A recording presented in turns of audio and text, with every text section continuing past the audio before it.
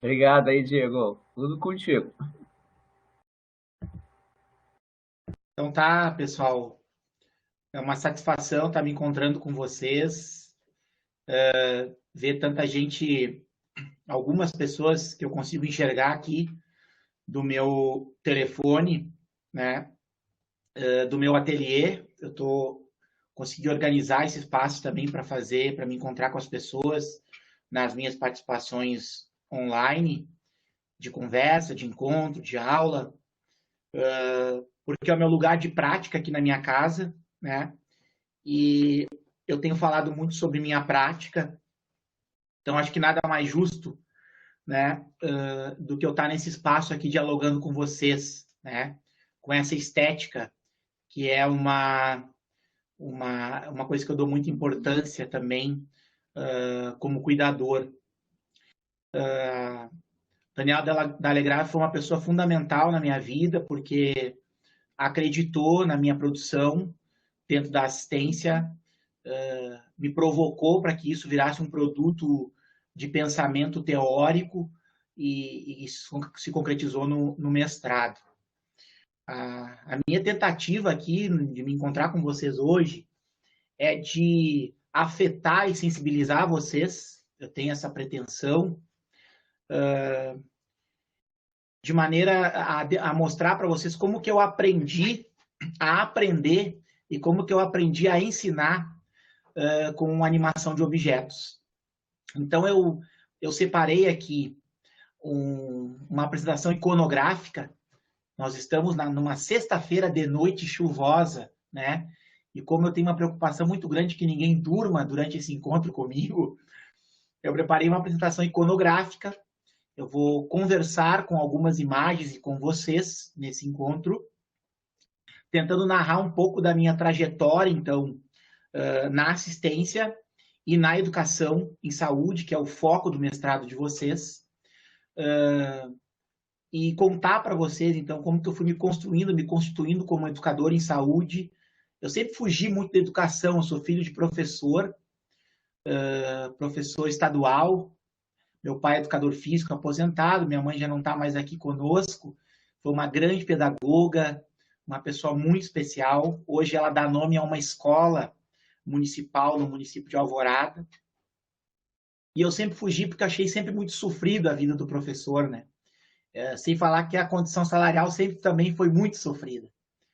Mas tem coisa que não adianta a gente fugir, né? De uma hora para outra a gente se reconhece como educador e isso é uma cachaça, né? Bueno, então eu iniciei como fisioterapeuta intensivista, fisioterapeuta de uma UTI pediátrica no ano de 2005 no Hospital da Criança Conceição, como residente. Foi meu primeiro encontro com a Dani Dalegrave lá. Mas antes disso, eu, como indivíduo, já era um arranjamento de coisas, como todos vocês são um arranjamento de coisas antes de entrar numa graduação, escolher uma graduação para fazer. Né? E um dos arranjamentos de coisas que eu já era um artista bonequeiro, né? Hoje a gente convenciona chamar de teatro de animação e não mais teatro de bonecos, porque já envolve outras linguagens como sombra, bricolagem, objetos, né? E essa minha entrada no hospital foi uma entrada num momento em que um grande bonequeiro, grande referência para o teatro de bonecos gaúcho, que foi o Tiaraju Carlos Gomes, que por muitos anos alegrou, junto com seu irmão gêmeo, o Biratã Carlos Gomes, um grupo chamado Animaçonho. Então, bem nesse período, em fevereiro de 2005, quando eu entrava no Hospital da Criança Conceição, numa residência em terapia intensiva, o primeiro paciente que eu fui atender era uma criança que tinha sido acometida tinha sido sofreu um acidente com uma caçamba dando ré e teve uma fratura cervical alta e ficou tetraplégico. Foi o primeiro paciente. Vocês sabem quem é da assistência, eu sei que eu estou dialogando com pessoas da assistência e da gestão, né? Mas quem é da assistência sabe que o primeiro paciente a gente nunca esquece, né? É como se fosse a moedinha assim do número 1 do tio Patinhas, né? Então, eu nunca me esqueci disso. E para me marcar e me afetar ainda mais esse encontro, essa criança tinha na cabeceira do leito dela um desenho que ela pintou com a boca, um trabalho belíssimo da terapeuta ocupacional do hospital naquele momento. E tinha um poema escrito por Tiaraju Carlos Gomes, o bonequeiro que, uma semana antes de eu entrar para iniciar a residência, havia reunido os bonequeiros aqui gaúchos. Nós somos poucos, nos conhecemos todos muito bem. E comunicou que ele estava com câncer de pulmão. Ele fazia um trabalho voluntário no Hospital da Criança Conceição com a atriz Débora Finocchiaro. E ele parou de frequentar o hospital por causa da doença. Eu fiquei muito afetado com aquilo e resolvi que o próximo encontro que eu tivesse com aquela criança, eu levaria um boneco meu. Foi o que eu fiz, porém, na minha entrada no quarto, uma colega da área da saúde, eu não vou ficar aqui adjetivando profissões, não é esse o foco, me abordou profissionalmente, tecnicamente, né, de forma correta, cordialmente, e me disse, olha, tu não pode trazer aqui para a UTI um boneco de espuma, né? É um boneco de espuma com vários bonecos que a gente usa geralmente para TV, vara nas mãos. Eu tenho um aqui até, se você quiser eu mostro depois. Porque esse boneco é um boneco de espuma, de tecido, que está colonizado, trouxe da rua, está cheio de bactérias, de vírus, né? Vocês imaginem hoje que está muito mais criterioso isso, né? Bom, eu guardei o boneco, o menino já tinha visto o boneco da porta, isso me causou um constrangimento e uma ansiedade muito grande. Mas, e eu vou conversar com vocês sobre a minha prática, mas vou convidar a todo momento que vocês façam algumas reflexões teóricas, a história da dificuldade ou do obstáculo ser um grande trunfo para você, né? Até então eu era um bonequeiro. Todo bonequeiro, quando começa a ser bonequeiro, ele tem muito desejo de ser um maker, né? Um construtor de bonecos. Fazer boneco de tudo que é jeito, né? Gigante, de fio, de manipulação direta, né? A fisioterapeuta, então, que é tem um pouco de toque em articulação, né? Quer fazer um boneco com movimento perfeito, enfim.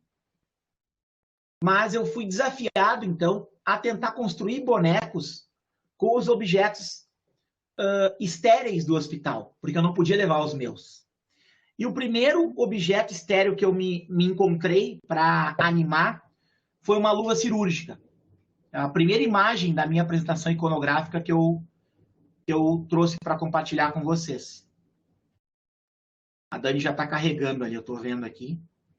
Só que a luva cirúrgica, eu vou falando um pouco sobre ela, porque é um material que todo mundo conhece, né? Uma luva de borracha e tal, de vestir para procedimento. A luva cirúrgica, ela... Deixa eu ver se eu não tenho que clicar aqui para visualizar.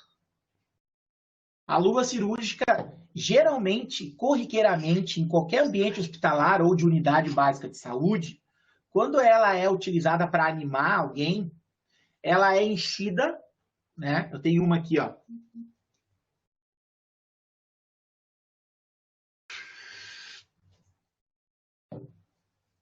Ela é enchida, né? Dessa forma. É amarrada e utilizada como um balão, né? Algumas pessoas fazem disso um ubre de vaca, né? Um personagem com o cabelo arrepiado, nariz, né? Mas eu não me contentava muito com isso, eu achava isso muito corriqueiro, muito comum, eu queria avançar um pouquinho mais. E aí eu resolvi... A Dani está me escrevendo aqui que a minha conexão está instável. Então, se você tiver com alguma dificuldade de me ouvir, né, se alguém quiser entrar aqui para eu poder enxergar e comentar alguma coisa, eu agradeço para eu poder saber se eu estou se vocês estão me... Eu já vi que ela botou o objeto ali. Tá tudo ok agora. Era antes. Agora tá? Pode okay. ser da chuva. Quando tiver alguma coisa... Estamos te ouvindo bem. Tá, me avise para eu repetir. Tá, se tiver alguma instabilidade de novo, me avisa. Eu tô falando aqui do bairro Auxiliadora, tá chovendo aqui. Me avisa que eu repito. Então eu resolvi. Eu comecei a pensar que, puxa vida, se aqueles caras que animam festa infantil consegue fazer de uma tripa de balão cachorro, né? E um monte de outro objeto. Como é que eu não vou conseguir fazer um objeto que tem 5 tripas, né? E aí, na tentativa e erro, e eu vim conversar com vocês muito sobre isso, sobre as minhas experienciações, as minhas tentativas e erro, né? Eu errei bastante até poder acertar, e eu acho que a gente tem que começar a ter coragem de falar sobre os nossos erros, né? Geralmente as nossas publicações é tudo uma maravilha, né? Ninguém conta sobre os seus erros nas publicações, né? Porque também tem um modelo que só aceita as publicações que têm um resultado prático positivo, né? E a gente aprende tanto com os erros, né? Então, depois de muita tentativa e erro, eu cheguei naquele objeto ali que está embaixo da imagem que a Dani projetou, que é um ser, né? Antropomorfizado, cabeça, tronco e membros. E esse personagem foi o grande timoneiro da minha relação com as crianças a partir de então no hospital e com esse universo, né, dos objetos e da animação de objetos, no caso, objetos hospitalares, que era o meu território de cuidado naquela época, naquele momento. Ainda é, né? Mas nessas reflexões era aquele território de cuidado. Pode passar a próxima imagem, Dani. Aí eu selecionei aí outras imagens para vocês verem, que são outras conexões que eu fiz com os objetos que eu tinha disponível no hospital para me encontrar com as crianças. Eu queria destacar para vocês que neste momento, né, naquele momento, a minha única preocupação era o meu atendimento, né? O meu encontro com as crianças que eu ia atender. Para causar empatia, o fisioterapeuta tem que tocar nas crianças, né? Minha preocupação era única e exclusivamente com os meus procedimentos, né? Naquele momento eu também entendia o cuidado como um procedimento. Hoje eu já entendo o cuidado como um acontecimento, né? Entre dois sujeitos. Mas infelizmente a minha graduação me preparou para ser um fisioterapeuta que pensasse o cuidado como um procedimento. Ou seja, eu sujeito do cuidado e a criança que eu estivesse cuidando, objeto do meu procedimento, do meu cuidado. Então, minha preocupação naquele momento era essa, e eu fui desenvolvendo e criando personagens para poder me encontrar com as crianças. Pode passar o próximo, Dani. Quem não conhece os objetos dessa figura última aí, são tubos de coleta de sangue e a luva, né, na minha mão, vestida. Depois eu brinquei com o colchão piramidal, né? O colchão piramidal, ele é aquele colchão que fica uma camada de espuma, né, no leito dos pacientes que ficam muito tempo acamado para prevenir escaras de pressão, úlceras de pressão, né? Escaras ou úlceras de pressão. E um dia eu estou atendendo e as enfermeiras trocando um leito, e eles colocaram um saco e entrou um raio de sol, assim, e eu olhei e disse, puxa vida, olha só, parece o mar, né? E aí eu coloquei um barquinho ali e tal, e construí, então, um poema visual, né? O Juan Brossa, que é um autor que eu gosto muito, o Elisandro gosta muito também, tá me ouvindo aí, trabalha muito com poesia visual. Mais tarde eu fui descobrir, né, o que era poesia visual, porque tem a animação de objeto, é você movimentar o objeto, né? E se você constrói um poema visual, uma composição visual poética, é um poema visual. E uma grande referência mundial nessa arte é um poeta catalão chamado Juan Brossa. E aí, esse barco e o boneco de luva, depois de muita experimentação para causar empatia, eu comecei a utilizar eles também de maneira terapêutica, né?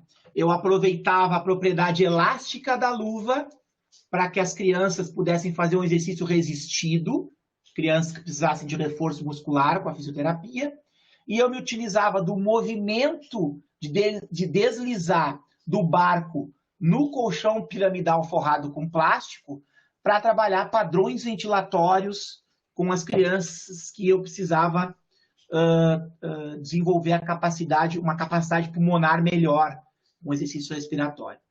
Então, olha a trajetória das minhas reflexões com um brincar no atendimento, né? primeiro, causar empatia, num segundo momento, um objeto terapêutico, né? E o terceiro momento vai ser um objeto de educação e saúde que vai se culminar no mestrado e nas tecnoimagens, né? Então, três limonadas de um só limão. E é essa metáfora frasal que eu trouxe para vocês que eu gostaria de provocar vocês, que vocês fossem educadores e educadoras que construíssem 3 limonadas de um limão, né? Vamos avançar, então. Vamos ver qual é a outra imagem que tem ali. Tá. Peraí que eu vou ter que ampliar aqui para eu poder enxergar. Ah! Bom, aí começou a se estender essa brincadeira aí para fora do ambiente, para fora da beira do leito. E veja que interessante, o território de saúde não é só o território do encontro com o paciente, né? O território de saúde é o lugar que você transita, né, como cuidador. Eu tenho um texto aqui, a Dani vai me puxar as orelhas que eu tenho um monte de texto e eu não publiquei nada ainda, né? O Elisandro também, que me cobra muito isso. Eu tenho um texto, um ensaio chamado Cuidador Errante, baseado nas corpografias do Milton Santos, né? Ele trabalha com uma visão de corpografia no espaço urbano, e eu resolvi trabalhar isso no território do cuidado.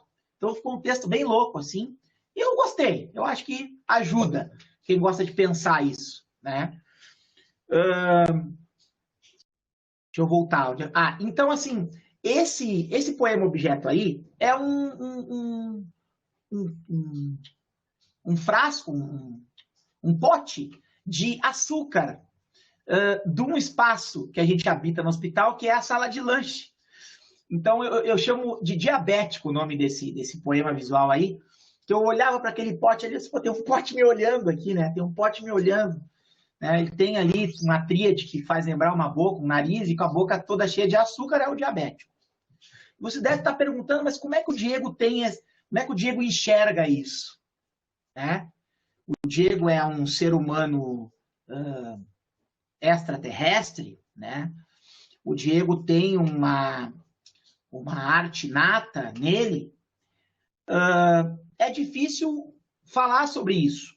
Eu acredito que o meu percurso formativo, a minha educação, a minha infância foi uma infância de um brincar muito livre. Eu acho que isso me ajudou a ter um pensamento de arte.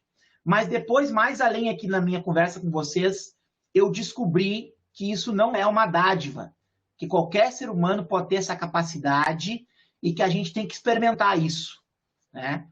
E eu estudei sobre isso, hoje eu consigo falar com segurança sobre isso, e eu preparei um curso sobre isso também, que eu vou falar no final para vocês. Então pode avançar, Dani, na próxima imagem. Vamos ver o que tem ali agora. Aí também são algumas composições que eu fiz, que eu resolvi trazer para dividir com vocês. São fraldas, né? A fralda é um material super legal de trabalhar, porque você pode moldar, né, a forma da fralda. E especificamente esses personagens aí, eu resolvi colocar olhos neles. Nem todo personagem precisa ter essa referência, né? No meu curso eu trabalho essa coisa do vetor, para onde é que o objeto enxerga, né? E aí, neste caso aí, eu resolvi colocar uns sensores, uns adesivos de sensor de monitoração cardíaca, que são os olhos desses personagens aí. Pode passar, Dani? E eles estão numa incubadora, né? E eles estão dentro de uma incubadora, que é uma incubadora hospitalar, que eu tenho aqui também no meu ateliê, né? Eu não deixei ela preparada para ligar e tal, mas é uma incubadora da década de 70 que o hospital estava botando fora. E eu pedi para o hospital, aí não queriam me dar, porque eu não podia sair com um objeto do hospital, aí eu fui o primeiro, acho que, funcionário do hospital que tive que criar um documento, né, um ofício lá, que estavam me doando um material, não tinha mais, era uma sucata, não tinha mais peça para repor, e eu cenografei essa incubadora, hoje ela é uma incubadora com luz e tal, com som. A minha intenção era montar um espetáculo, é ainda, né, porque o espetáculo não nasce de uma hora para outra mesmo, é um processo. Um espetáculo dentro de uma incubadora que eu pudesse contar histórias com objetos hospitalares para todas as crianças de todos os hospitais do mundo. É um sonho. Vamos ver se com o tempo aí eu consigo concretizar. Então, eles estão na incubadora mesmo, Dani. Tu conheceu, por isso que tu conseguiu lembrar. Daí, deixa eu ver aqui qual é o próximo objeto. Ah, de novo, assim, ó, extrapolando um pouco dos territórios do cuidado. Essa caneta, eu me encontrei com ela numa ida minha ao RH, para levar um atestado de saúde e tal, e me afetou muito essa caneta, assim. Eu dei o nome para esse poema visual de escravidão. Me afetou, assim, acho que naquele período que eu olhei para essa caneta também com um olhar sensível. É um período que eu estava convivendo muito com amigos do samba, eu toco cuíca, né, e faço uns versinhos de improviso também, nas horas vagas, e uma galera do movimento negro, assim, sopapo poético, eu estava muito afetado com essa vibe, assim, e enxerguei isso na hora, assim, e resolvi fotografar e guardar nas minhas apresentações. Pode avançar? Vou ver o que vem ali. Ah, então assim, ó, eu estou dividindo a minha apresentação com vocês em dois momentos, né? Vamos considerar que até agora, então, eu tratei do meu encontro com os objetos na assistência, né? E essa imagem é a imagem que me dá um alerta para eu mudar um pouco o rumo da fala, né? Porque foi um episódio que aconteceu. Eu tinha feito um boneco de luva, foi num plantão. Meus plantões são de 10 horas, um sábado e um domingo de 10 horas por mês. Então, eu trabalhei num sábado até das 7 às 17 horas. E a última criança que eu atendi, eu fiz um boneco de luva para atender e fui embora. No outro dia de manhã, domingo, às 7, eu cheguei para atender. A enfermeira do plantão da noite disse assim: Diego, o que é que tu fez para uma criança aí que... Tu deixou um balão aí? Isso é engraçado também, né? Quem trabalha com arquétipo, por exemplo, quem trabalha com palhaçaria no hospital, quem trabalha com alguma linguagem artística, às vezes é pormenorizado, né? Os palhacinhos, né? Os bonequinhos, né? As musiquinhas. E aí, aquele teu bonequinho e tal, pois é, tu vê só, tu deixou aí o boneco vazou, furou e a criança ficou chorando uma boa parte da noite, porque eu enchia o balão e não era aquilo que tu fez e tal, e né, tal e coisa, e tem que ver bem, e essas luvas aí que tu enche, tem pó dentro, tem talco é tóxico. Nunca conheci uma criança que se intoxicou com talco da luva.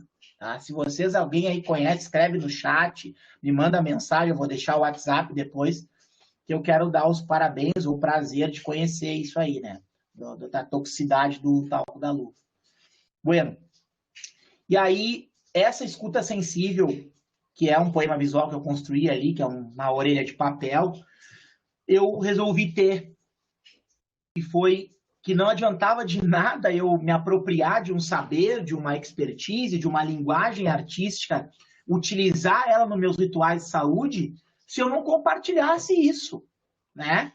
Então, todo aquele Diego revolucionário, construtor de uma saúde coletiva, né? Desconstrutor do modelo médico centrado, biomédico, medicalizante, né? Onde é que estava esse Diego que só fazia o boneco para ele e para os pacientes que ele atendia? E eu fiquei muito tocado por isso e resolvi organizar, então, uma formação.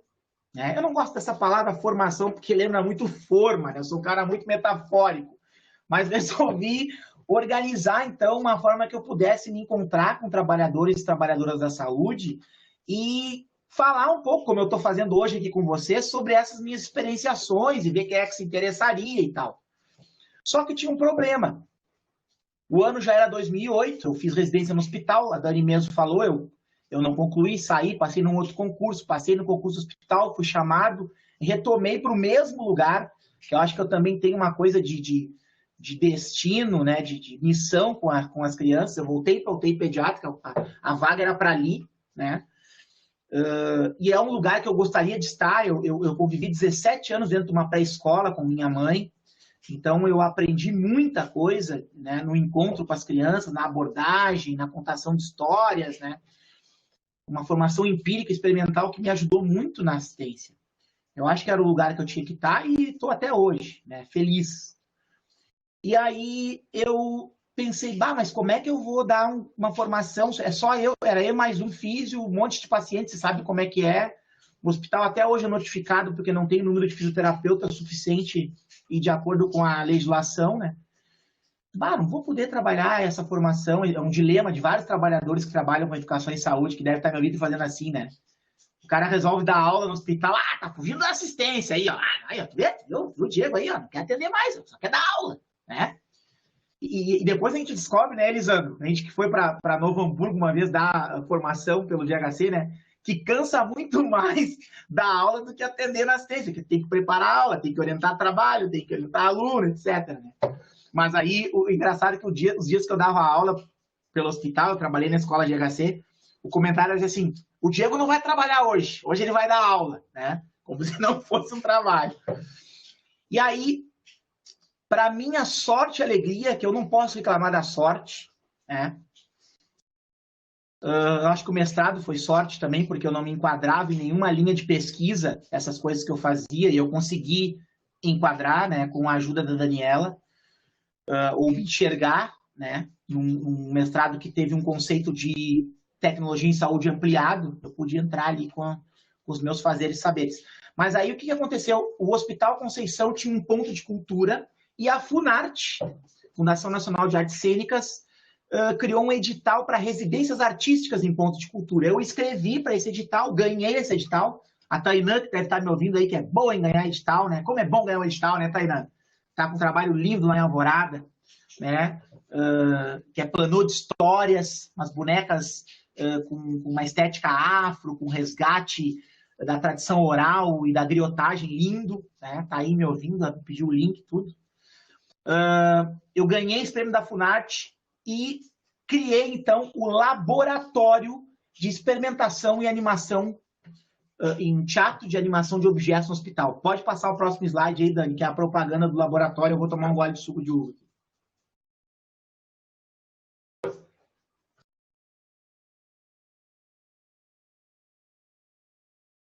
Aí, tá aí, ó, os objetos e tal.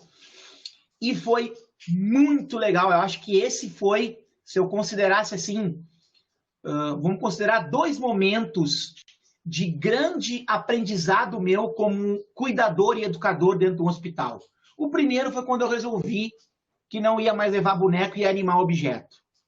E o segundo foi quando eu ofertei essa linguagem artística chamada teatro de animação de objetos, que começou na França na década de 80. Os franceses bonequeiros estavam por aqui de fazer boneco e começaram a brincar com objeto. Cunharam esse nome, teatro de animação de objetos. Kate DeVille, Cristo Carrigon, né, meus ídolos mundiais. Né, Agnes Limbo, mais tarde, pessoas que eu leio e curto muito, aprendo muito com eles. Eu resolvi compartilhar isso com leigos.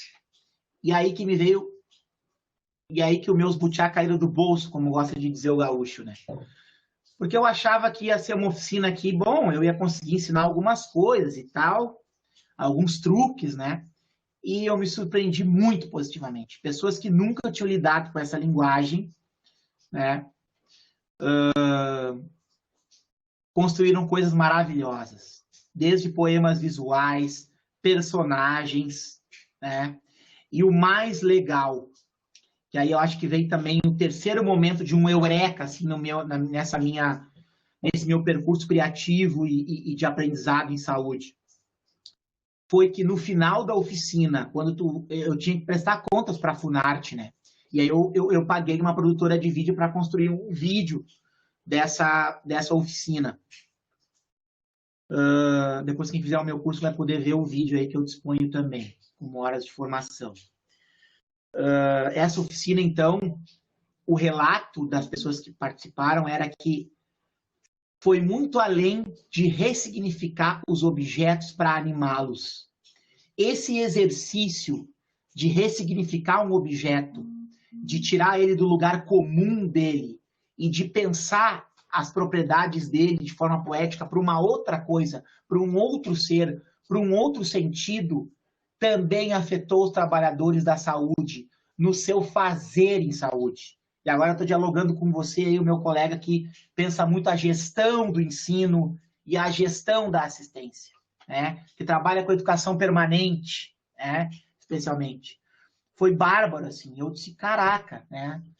Uma pessoa diz, olha, eu ressignifiquei aqui o objeto, mas daqui a pouco eu comecei a ver, pô, mas eu posso ressignificar o meu processo de trabalho, eu posso ressignificar o meu encontro com meus colegas, o meu espaço físico que eu ocupo, o meu território, a minha relação em casa. Acreditem, até isso eu ouvi, né?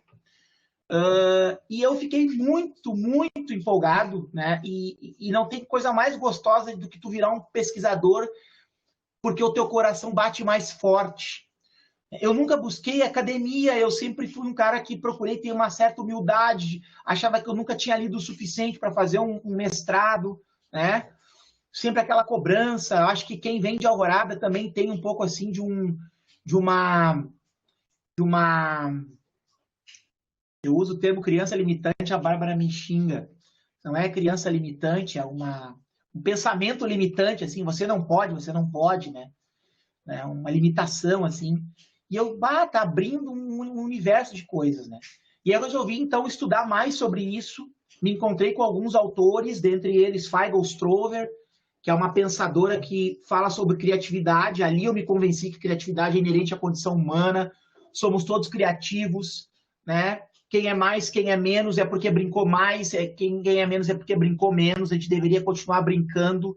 E quando eu falo em brincar, o teatro de animação de objetos nada mais é que o brincar heurístico da pedagogia, né? Das crianças brincando com objetos. Eu aprendi muito com os meus filhos, né? Com Olga, que tem 8 anos, e com o Tito, que agora tem 3, né? Vendo eles manipularem panelas e coisas do cotidiano da casa, assim. E aí, essa brincadeira, essa oficina, eu não dei o nome de oficina, eu dei o nome de laboratório, porque eu sonhava que fosse uma coisa permanente no hospital. Infelizmente não pôde ser, o prêmio terminou e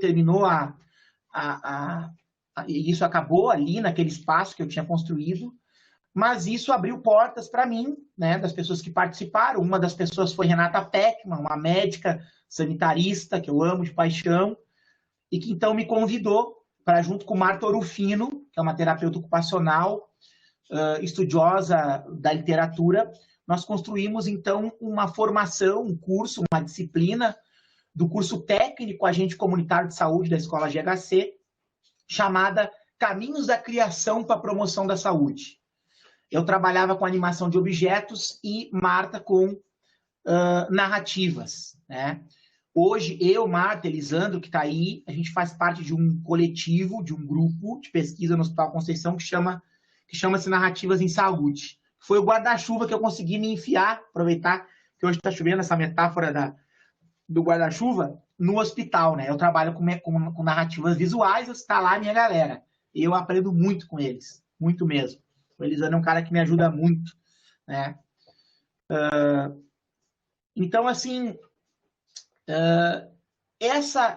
esse curso, essa formação, esse encontro com os agentes comunitários de saúde também foi um momento de muita reflexão, né?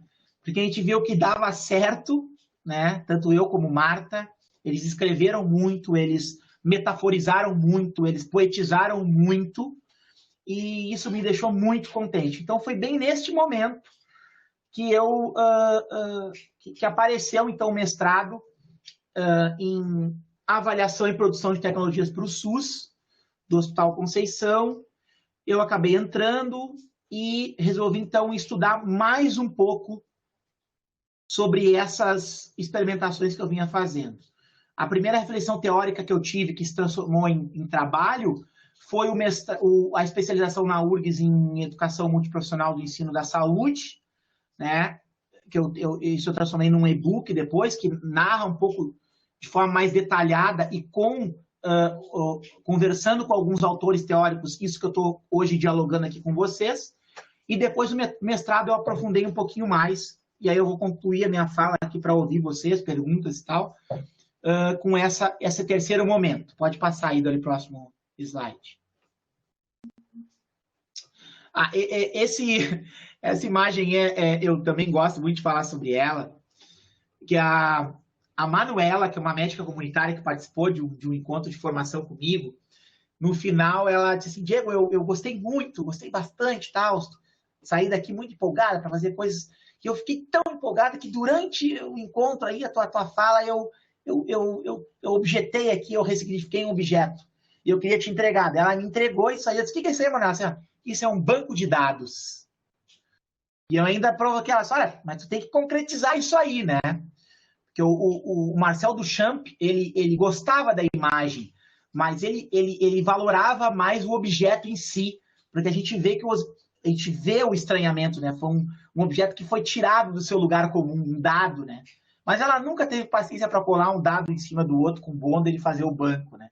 Acho que eu ainda vou fazer um dia e transformar em slide para me encontrar nos cursos. Pode passar o outro, Dani. Deixa eu ver o que vem ali, peraí, deixa eu ampliar aqui. Eu tô com esses objetos aqui. Então, assim, ó, uma pausa para a questão da animação de objetos relacionada ao aprendizado, ao ensino, à educação e saúde, e uma outra janela, um outro universo que se abriu para mim e que eu consegui perceber que foi o seguinte: na medida que a gente manipulava, ressignificava objetos hospitalares, fazia assemblagens, né? Ou seja, conectava um objeto com outro que não tinha relação nenhuma com ele, fazia ele conversar, né, com aquele outro objeto para transformar num personagem. Algumas dessas afecções, né, algumas dessas aferências começaram a se ressignificar na tecnologia dura que esse objeto representava. Ou seja, um bronquinho, eu tenho esse aqui comigo, que é um equipamento, um frasco que a gente usa para coletar secreção e mandar para o laboratório no hospital. O bronquinho, se vocês notarem, o material de slogan do laboratório de animação de objetos é esses bronquinhos aqui com 2 olhinhos. Foi a Eliane, educadora lá do hospital, que criou esse personagem. Mas esse personagem aqui teve um dia numa oficina que alguém quis transformar num cachorro, acho que aqui balançava o rabo e tal, e aqui a pessoa botou um bocal, eu tinha uns bocal sobrando no hospital, os materiais que eu usei sempre foram materiais que venceram no hospital, olha só, venceram e não foram usados, né? Então o pessoal lá do material, depois que descobriu que eu era um catador de lixo hospitalar estéril, né? Aqui no meu ateliê tá cheio, né, de coisa assim. Eu levo para as oficinas. E aí, numa dessas, quando eles botaram o bocal aqui, eu disse, cara, isso aqui pode ser um aspirador nasal. Né? Você bota a boca aqui, ó. Né? Chupa aqui, bota isso aqui no nariz da criança e aspira toda a caca. Muito melhor que aquelas perinhas, cara, aquelas gaitinhas que você compra na Panvel. E isso aqui para o hospital custa 3 centavos. E aí deu certo e eu comecei a dar para as crianças, para as mães das crianças que eu atendia com bronquiolite, esse aspirador. A próxima foto aí é eu aspirando a minha filha, na época com 4 anos, 3 anos, eu acho. Não, 2. Né? A Olga. E deu muito certo. E aí eu queria fazer uma pausa também, não é fazer uma pausa, mas um parênteses, que nasceram muitos inventos depois dessa brincadeira de reanimar objeto. Nasceram tantos inventos que hoje eu criei, junto com outros colegas, um grupo Makers de HC, né? Construímos uma parceria com a Escola Mesquita, Escola Técnica Mesquita, escola que o professor Rafael já foi coordenador pedagógico dos cursos técnicos, né, da escola. Conheci ele lá, inclusive. E a Escola Mesquita tem desenvolvido algumas invenções nossas do hospital no encontro com a animação de objetos. Então, isso já dava um trabalho de mestrado também, né? Esses inventos que estão nascendo aí. E olha a importância da gente fazer extensão, gente. Vocês têm que levar muito a sério isso, vocês que estão aí na universidade. Né? Quem pensa um plano político-pedagógico para qualquer curso tem que ter relação com o mundo, com os cursos técnicos para escolas públicas perto do território de cuidado de vocês. Né? E foi um grande achado essa parceria com o Mesquita. E não parou por aí essa coisa das assemblagens.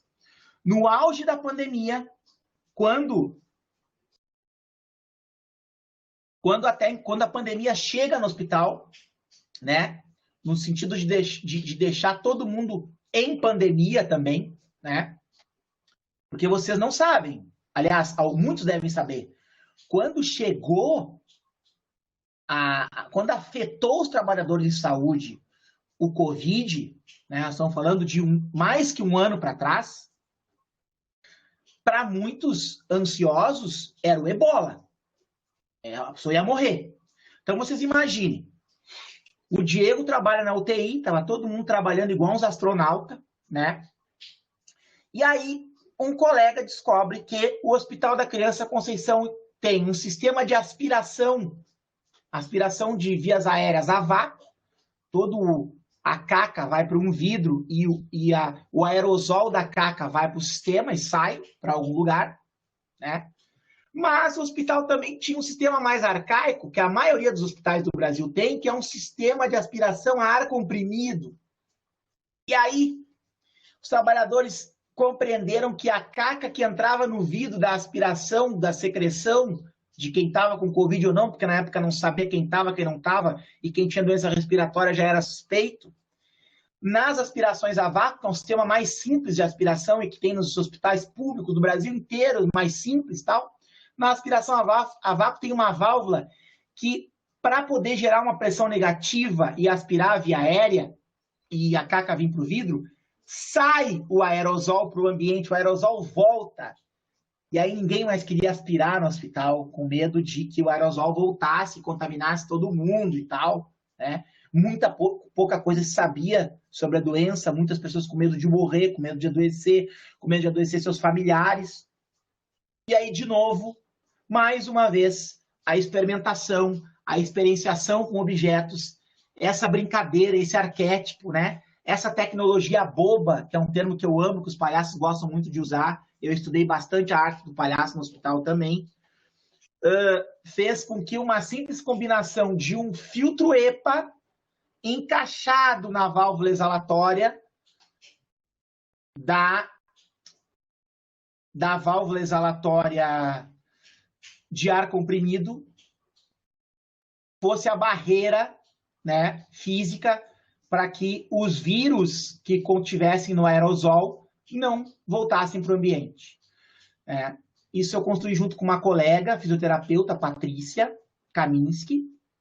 A gente pensou isso aqui junto, experimentamos junto e hoje todos os vidros de aspiração a ar comprimido do Hospital da Criança e outros hospitais, porque a gente fez um vídeo que viralizou, mais de 7.000 visualizações, tem o filtro EPA na sua saída. Essa visualização, olha como é louco essa coisa das conexões e da rede que a gente faz parte. Nesta viralização do vídeo, me ligou do Rio de Janeiro um grupo maravilhoso, que eu faço parte no WhatsApp, de designers, chamado Designers Antivírus. Eles estavam desenvolvendo uma máscara, e também, na época, a preocupação deles era que faltaria máscara no Brasil, né? A gente importa a maioria dos nossos insumos de saúde, e eles queriam desenvolver uma máscara que a população tivesse acesso, e queriam eu para participar, para pensar, para ser uma mentoria técnica, então, porque viram que eu já estava interessado nessa coisa de filtragem, né? E acabou virando uma grande amizade, eu converso com eles direto, a gente está desenvolvendo várias coisas juntos. E aí eles desenvolveram essa máscara aqui, ó, que é uma máscara que eu uso no meu dia a dia. É uma máscara, eles chamam de máscara EPA. Quem quiser conhecer melhor é só procurar aí Design Antivírus, tudo junto. Eles disponibilizaram no Creative Commons toda a construção dessa máscara. Eles também vendem, né, para financiar o grupo, mas eles também disponibilizaram para quem quisesse fazer. E essa máscara, eu vou abrir ela para vocês verem. Isso aqui, ó, Deixa eu botar aqui na minha câmera. É ilhós de cortina, galera. Ilhós de cortina, que forma as válvulas, ó, tá? Esse material aqui é neoprene ou TNT, ou TNT não, ou EVA, gramatura 4 ou 6, que é mais grosso, tá? E os filtros são TNT SMS. TNT, ou mais conhecido como tecido de escola de samba pobre, tecido não tecido.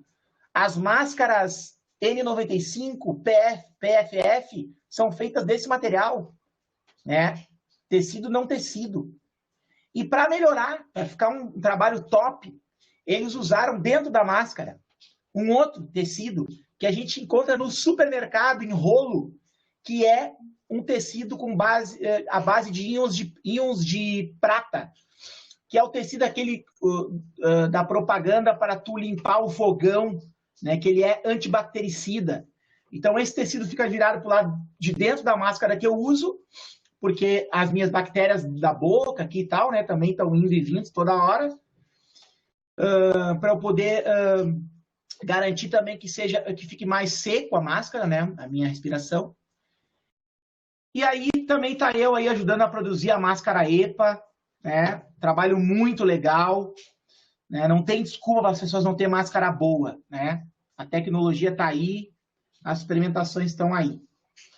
Então, essa é uma outra janela, que é um universo que eu estou timidamente ainda dialogando, me apropriando, porque o meu desejo maior hoje é seguir formando pessoas.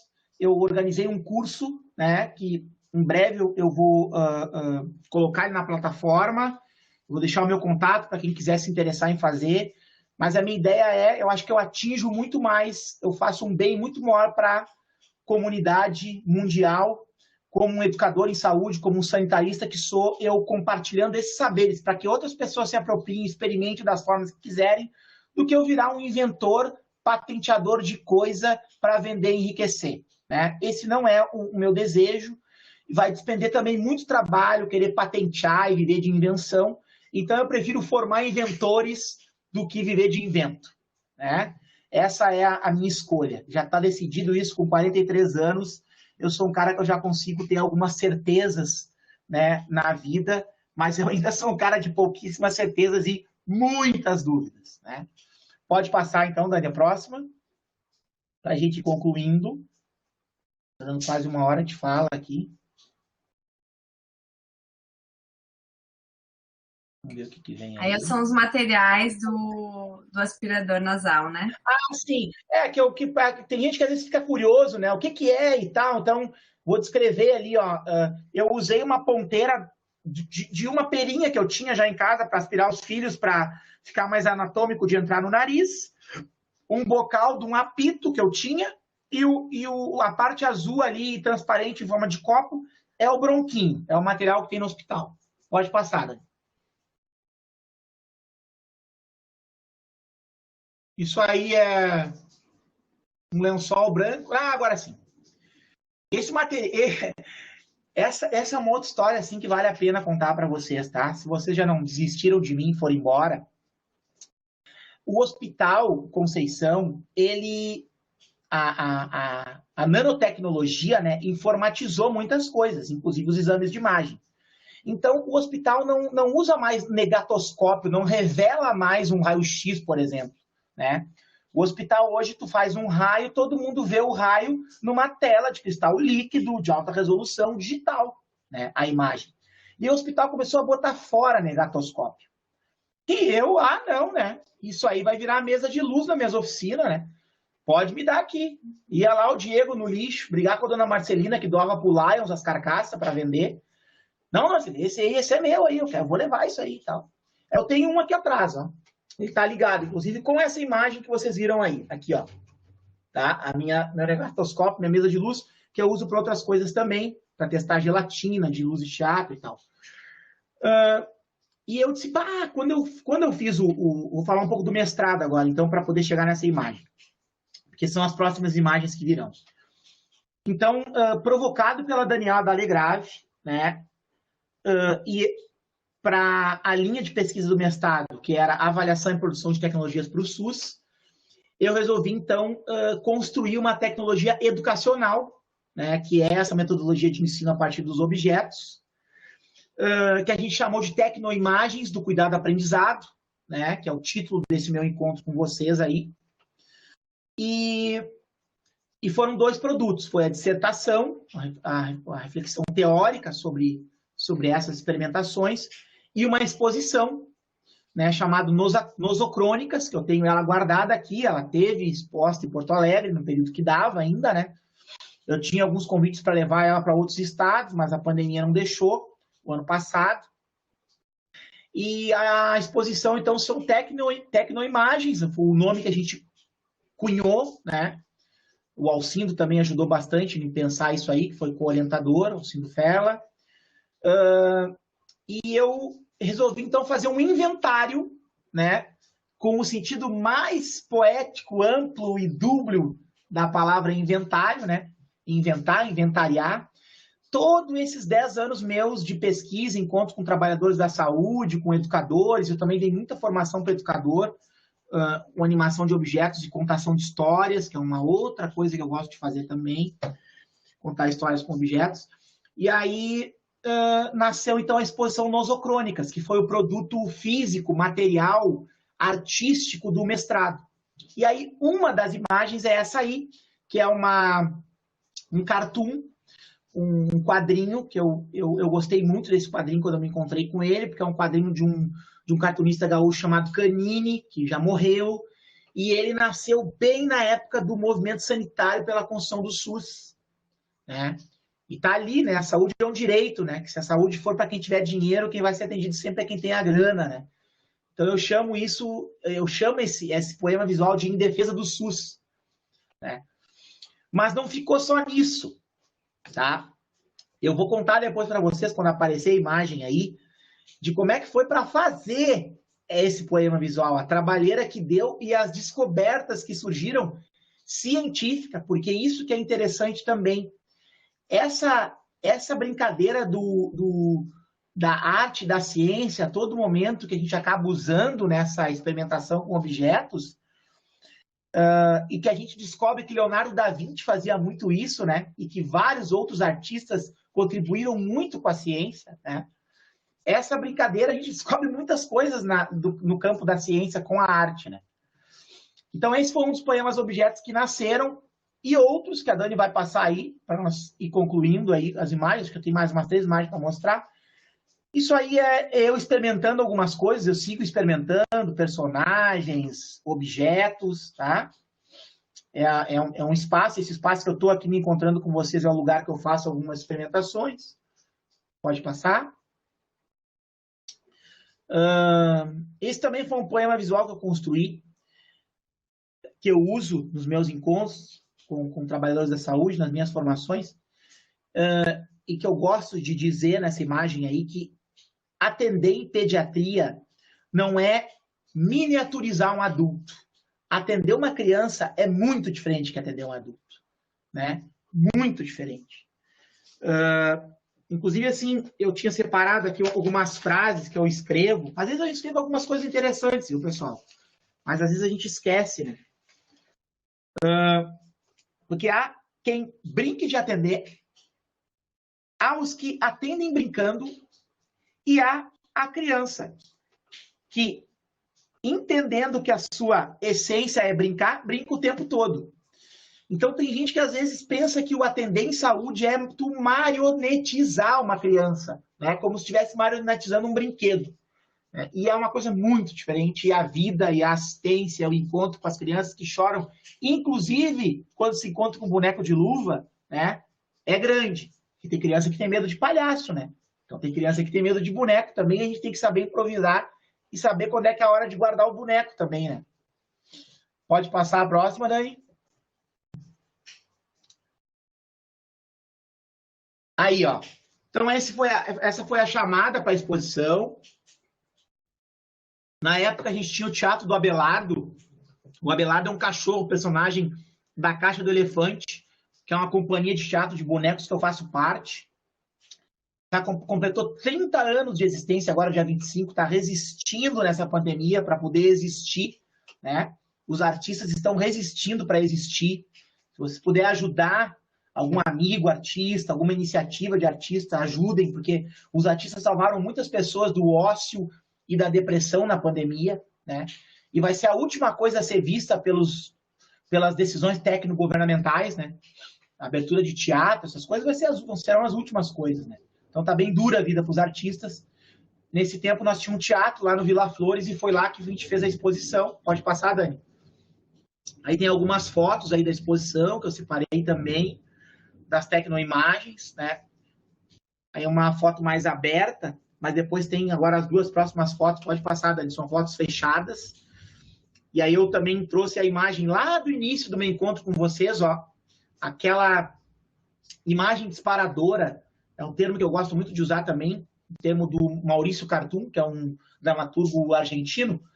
A imagem disparadora é a imagem que te dá, a imagem que tu enxerga uma cena, né? Ou uma linguagem poética. Às vezes a imagem disparadora é uma imagem, um objeto em si, mas às vezes ela pode ser até uma frase de alguém, um poema, uma fotografia. O Elisandro gosta muito de trabalhar com foto, né? E essa imagem me remeteu, então, a fazer aquele pulso fechado ali, uma coisa meio Black Panther, né? Que é uma forma de a gente resistir com a arte na formação em saúde, né? Que esse tem sido a minha grande bandeira de luta, né? Então, é isso, é esse movimento aí, esse boneco, ele para mim também é uma alforria, assim, né? É uma imagem que me marcou muito, assim, eu transformei num poema objeto. Pode passar a próxima, Dani.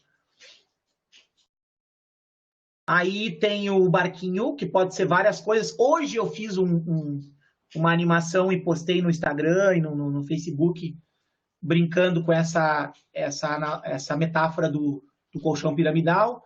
Na exposição não virou mar, virou uma piscina, porque caiu também de maduro os objetos e o enquadramento, né, que eu enquadrei todos os poemas com material hospitalar. Não dá para vocês verem por causa da luz, mas são caixas de ar-condicionado do hospital que foram colocadas fora, porque os ar-condicionados saíram das gavetas e passaram a split, e eu texturizei todas as caixas com ou gesso, ou tala gessada, ou esparadrapo, ou atadura.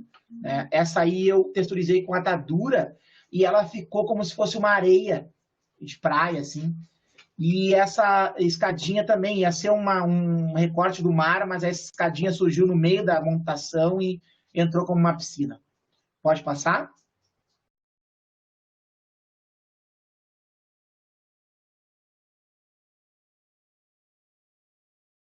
Aí tá a imagem que eu disse que eu ia retomar com vocês, ó. Quem me ajudou a fazer esse poema visual foi um radiologista que já se aposentou, o doutor Araújo, um cara muito experiente, que acreditava muito no meu trabalho no hospital, um parceiro. E ele marcou lá no Cristo Redentor o dia para eu fazer essa imagem e tal, estava tudo agendado, porque lá no Cristo eles ainda imprimem o exame, né? Eles ainda têm esses filmes aí. O criança já não tem mais. E aí eu disse, tá, mas e aí, Araújo? Tá? Eu disse, não, né? Ele perguntou como é que tá pensando em fazer isso aí para sair no raio-x, né? Que material tu vai usar? Não, eu acho que eu vou usar uma grade de arame para ser os quadrinhos e as silhuetas, né? Porque cortar metal é difícil, eu vou recortar umas latinhas de refri, de cerveja. Tá, perfeito. Aí o seguinte, gente, eu recortei, eu gosto de usar isso nas palestras de exame de imagem, que eu dou às vezes para os físios, que eu pergunto para eles assim, ó, antes de mostrar essa imagem, eu pergunto para eles assim, ó, gente, se um dia uma criança engolir isso aqui, ó, que é um lacre de latinha, né, ou aspirar e ir pro pulmão, botar na boca e aspirar, vai aparecer no raio-x? Todo mundo diz, vai aparecer, é um metal. E aí o Diego recortou as silhuetas, então, da história do Canini para montar o poema visual. Um dia antes da exposição, eu disse, vou fazer isso por último e tal, né? Tá tudo certo, já tá agendado lá, foi o dia que ele conseguiu. Um dia antes eu faço eles fazem a radiografia e não sai nada das silhuetas desse metal aqui, que é um metal nada nobre também, né? Ele não é um alumínio, é uma outra coisa. Não sai, gente. Isso aqui não sai no raio. Isso aqui, de aspirar, isso aqui não vai sair, não aparece isso aqui. E a gente descobriu tentando montar um objeto de arte. Pelo menos eu descobri, talvez muitos já soubessem. Mas é tão legal quando a gente descobre assim, porque a gente nunca mais esquece quando a gente descobre experimentando, né? O Larosa Bom Dia, que é um espanhol que eu gosto muito, tem um texto sobre saber e saber de experiência. Eu sou um sabido muito pelo saber lido, mas eu sou muito mais um sabido pelo saber vivido, que é o saber de experiência. Nunca mais eu vou esquecer disso aqui, né? E aí, o que eu fiz? Eu procurei o Araújo, apavorado. Pô, o senhor é um cara experiente, mas eu jurava que ia aparecer e tal. Não, Diego, mas tu pode usar o contraste. Então, tu pinta essa silhueta, tu já fez ali e tal, colou, pinta com contraste e faz a radiografia. Só que o contraste não é uma tinta, é um líquido. Tu botava nos bonequinhos de latinha e escorria tudo. Eu perdi um dia soprando para secar, botei um outro material para colar. Mas o mais legal é que, como não ficou totalmente coberto as silhuetas, os personagens parece que têm órgãos dentro, né? Que é o espaço de vento que os raios do raio-x ultrapassaram. Então, ficou muito além das expectativas desse poema visual. O resultado, de novo, né, com esse duplo arte e ciência. Pode passar aí, Dani. Vamos ver o que tem por último aí. Acho que agora é as últimas imagens. Tem essa imagem aí também que eu não dei um nome para essa imagem, tá? Depois eu vi que não era interessante eu dar nome para os poemas visuais. Eu tinha que montar eles e levar eles para os espaços, e cada pessoa que se comprasse com eles, né, e se afetassem, né, e fossem convocados sensivelmente por essas imagens, constituíssem as suas conclusões, a sua poética. Porque a poética está no olhar de quem vê, né? É claro que quando a gente monta um poema visual, a gente também está vendo coisas, né? Mas às vezes se extrapola. E eu aprendi isso no dia que eu estava montando a exposição. Todas as imagens tinham nomes, e aí uma pessoa que estava me ajudando olhou para esse objeto assim: Diego, que incrível! Eu estou vendo esse peixe palhaço dentro desse soro. Isso aqui é uma criança no ambiente hospitalar, que não é um ambiente apropriado para ela, como um peixe fora d'água. E eu tinha outra ideia disso, eu disse: pronto, não vou botar mais nome, mais nada, né? Vai ficar tudo sem nome, porque olha só a convocação sensível que essa pessoa se convocou sensivelmente para dizer umas coisas tão legais sobre essa imagem. Então, essa foi uma imagem também que me marcou muito. Agora tem mais uma.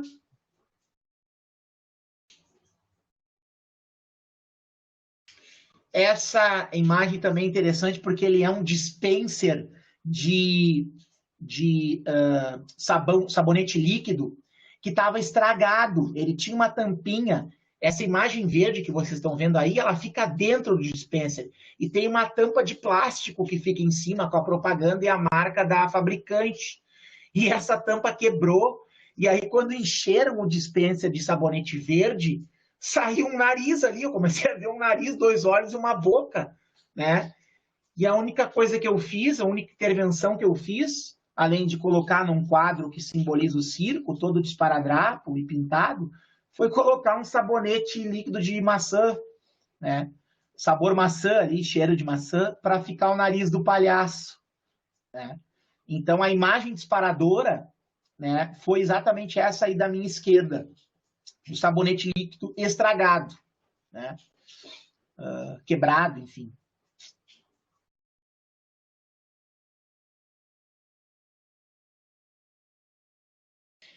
Uma homenagem muito especial ao boneco de luva, meu primeiro objeto animado, minha primeira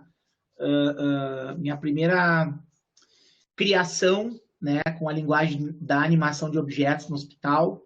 E então ali está ele dentro de uma caixa de luva, que é de onde ele sai, e depois ali em cima ele numa cabeceira de um leito, que é a maioria das vezes onde eu animo ele para as crianças, né, onde ele atua dentro dos meus rituais de cuidado aí no hospital.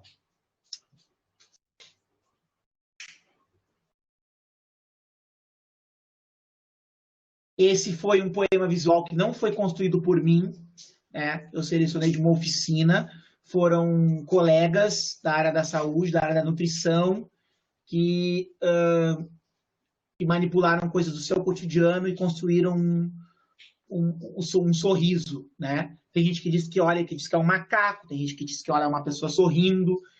Isso que é o barato também né, do poema visual, que remete a várias coisas, né? Eu selecionei também um material bem simples, fácil de transportar também, e quanto menos melhor, né? Eu gosto da poética que fala muito com pouca coisa. Eu sou um colecionador, um escavador dessas coisas, assim. Eu lembro que, como bonequeiro, eu participei de vários festivais internacionais de bonecos de Canela, e um espetáculo que mais me chamou a atenção, certa feita, foi um espetáculo de um casal peruano chamado Hugo e Inês. Eles viajavam com uma maletinha desse tamanho e eram convidados para festival do mundo inteiro, porque era muito simples a linguagem deles, mas profundamente poética, uma profundidade de sensibilidade enorme, assim, e é isso que eu tento perseguir como artista. Acho que deu, Dani. Acho que agora é minha despedida aí. Tem mais uma imagem só. Eu acho que tem. Ah, tem mais duas. O helicóptero é uma bomba de infusão, né? Atrás da bomba de infusão, então, um tecido de campo cirúrgico e mangas de avental de controle de infecção ali, para a área de controle de infecção, avental de TNT, também conhecido como tecido de escola de samba pobre, né, que virou as nuvens, e eu fiz uma escadinha de esparadrapo ali para dar mais uma força visual para o helicóptero.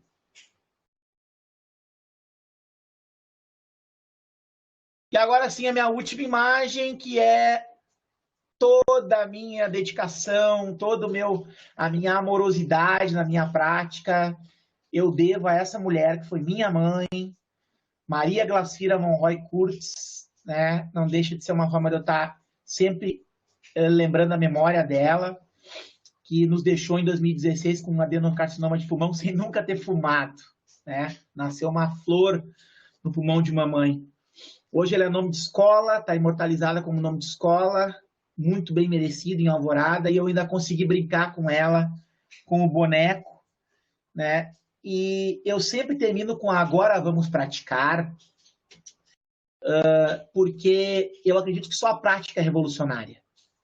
E que eu estou dialogando com muitos teóricos, muitos estudiosos. Eu acho importante, a teoria ilumina e engorda minhas palavras e o meu pensamento, mas a gente sabe que a melhor teoria é aquela que tem uma reflexão prática, que vem de uma reflexão prática, que nasce de uma reflexão prática. E eu escolhi, como filosofia de vida, né, como educador, de compartilhar práticas, né?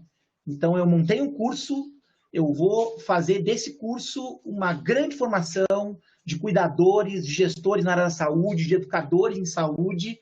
Vou fazer disso a minha ferramenta, o meu instrumento, né? Abdiquei de várias coisas para isso, né? Eu tinha passado um doutorado em inovação e educação na terceira, uma das maiores universidades da Europa, que é a Universidade de Santiago de Compostela. Infelizmente, o Hospital Conceição não me liberou para eu ir, né? Essa gestão aí bolsonarista do hospital não libera o trabalhador para poder se qualificar, né? Depois veio a pandemia e eu disse, não, eu acho que eu tenho que ficar no Brasil, eu tenho que contribuir na formação de trabalhadores do SUS. E não era pela academia, né? A hora que eu puder, eu valido algumas coisas, porque eu acho que o lugar de fala de quem é doutor é outro, né? O meu lugar hoje no mundo do currículo Lattes é de mestre, mas eu penso que eu já tenho coragem, forma e conteúdo para estar montando meu curso, para estar compartilhando saberes, né? E ajudando a transformar o espaço do cuidado, que essa é a minha causa, a minha utopia, o meu sonho. Então, muito obrigado por vocês terem me convidado para me encontrar com vocês hoje. Estou muito feliz e estou aberto aí para dialogar com vocês. A Dani vai deixar aí um PDF com o meu cartão virtual para a gente continuar conversando, né? Quem quiser fazer o meu curso depois, me manda um eu quero ali pelo WhatsApp, que eu vou dizer como é que vai funcionar. E vamos embora. Vamos juntos, né? Eu quero muito construir uma rede aí de animadores, de pesquisadores dessa metodologia na área do ensino, na área do cuidado, na área da contação de histórias, né? E é isso aí. Beijão para todo mundo. Feliz de estar aqui com vocês.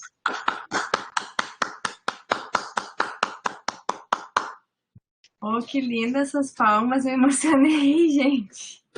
Que show, acho que tu merece muito, Diego. Todas as palmas que a gente puder te dar, porque foi fantástico, assim, né? Só queria dizer para as pessoas, então, que o cartão virtual está disponível para ser baixado. Tem uma setinha aqui, ó. Podem ver nesse lado aqui, bem... Tem uma setinha, se vocês clicam ali, vocês conseguem baixar o arquivo no computador de vocês, e aí fica mais fácil de clicar nos links e acessar o Diego, tá?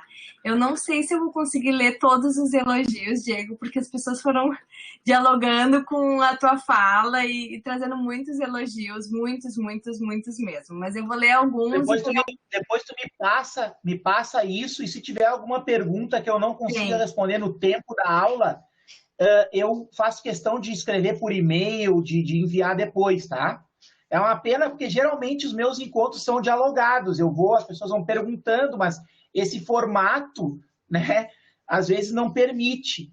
Então, eu não queria ter falado por 1 hora só, enfim, tal, mas vamos ver como a gente consegue também se reinventar, né, em plena pandemia, né? Eu vou ler alguns elogios primeiro e depois eu vou retomar as questões, então. Tem algumas, tá, Diego? Que aula emocionante, que aula de vida, fantástico, baita educador, muito lindo e profundo, parabéns. Aí questionamento, por que não foi liberado pelo hospital, né? Acho que algumas questões, né?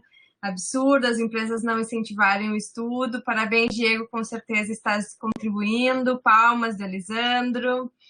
Parabéns pelo profissional e ser iluminado que és.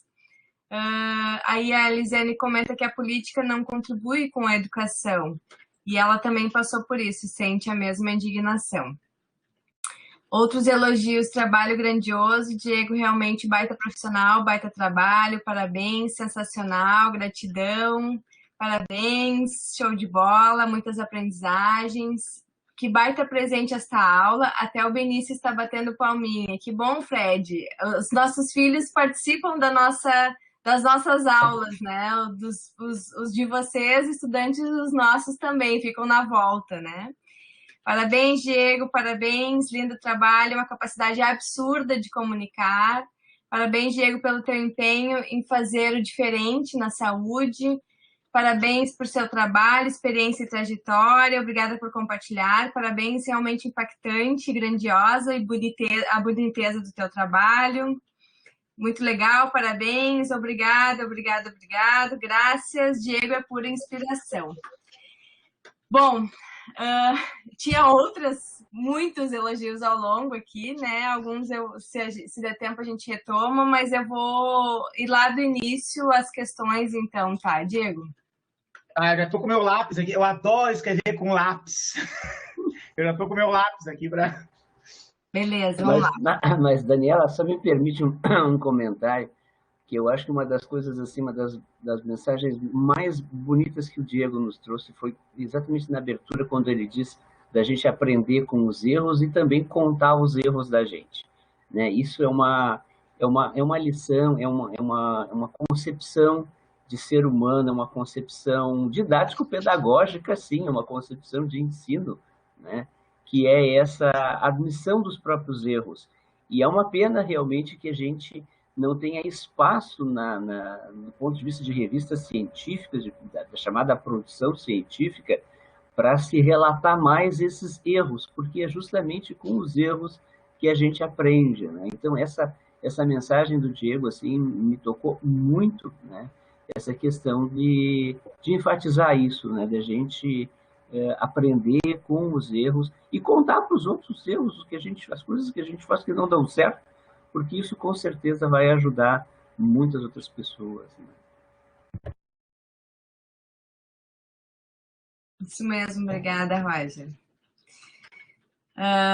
Bom, a Luciana, lá no início, ela comentou que, como dentista, também pensa no atendimento infantil, na estratégia de saúde da família, que há uma improvisação do mundo infantil, né, dentro de um ambiente frio, que remete a essas crianças a lembranças, né, de vacinação, de choro, de medicamento, enfim, né, que é preciso criar com esse ambiente, né. Bom, a primeira questão quem traz é o Elisandro, e ele diz como trabalhar com o fracasso na produção de pensamento de criação em saúde. Quer que eu traga todas aqui? Tá, pois é, assim, ó, como é que está o tempo da aula? Que tempo a gente tem? Porque eu vou anotar as perguntas, Dani. Então, se tu que está vendo o volume aí, se tu acha que é melhor tu fazer uma bateria e eu responder, ou responder uma, é tu que diz. Talvez eu falo todas aqui e tu selecione, porque uma pode engatar na outra a resposta, pode ser? Pode ser, estou anotando já. Tá. Bom, a Marisa comenta que ela também é fisioterapeuta e trabalhou durante 16 anos em UTI pediátrica e se enxerga em muitas das tuas falas, né? Aí os comentários sobre dar aula não é trabalhar, enfim, né? Girou um pouco em torno disso também, né? Vários aliados.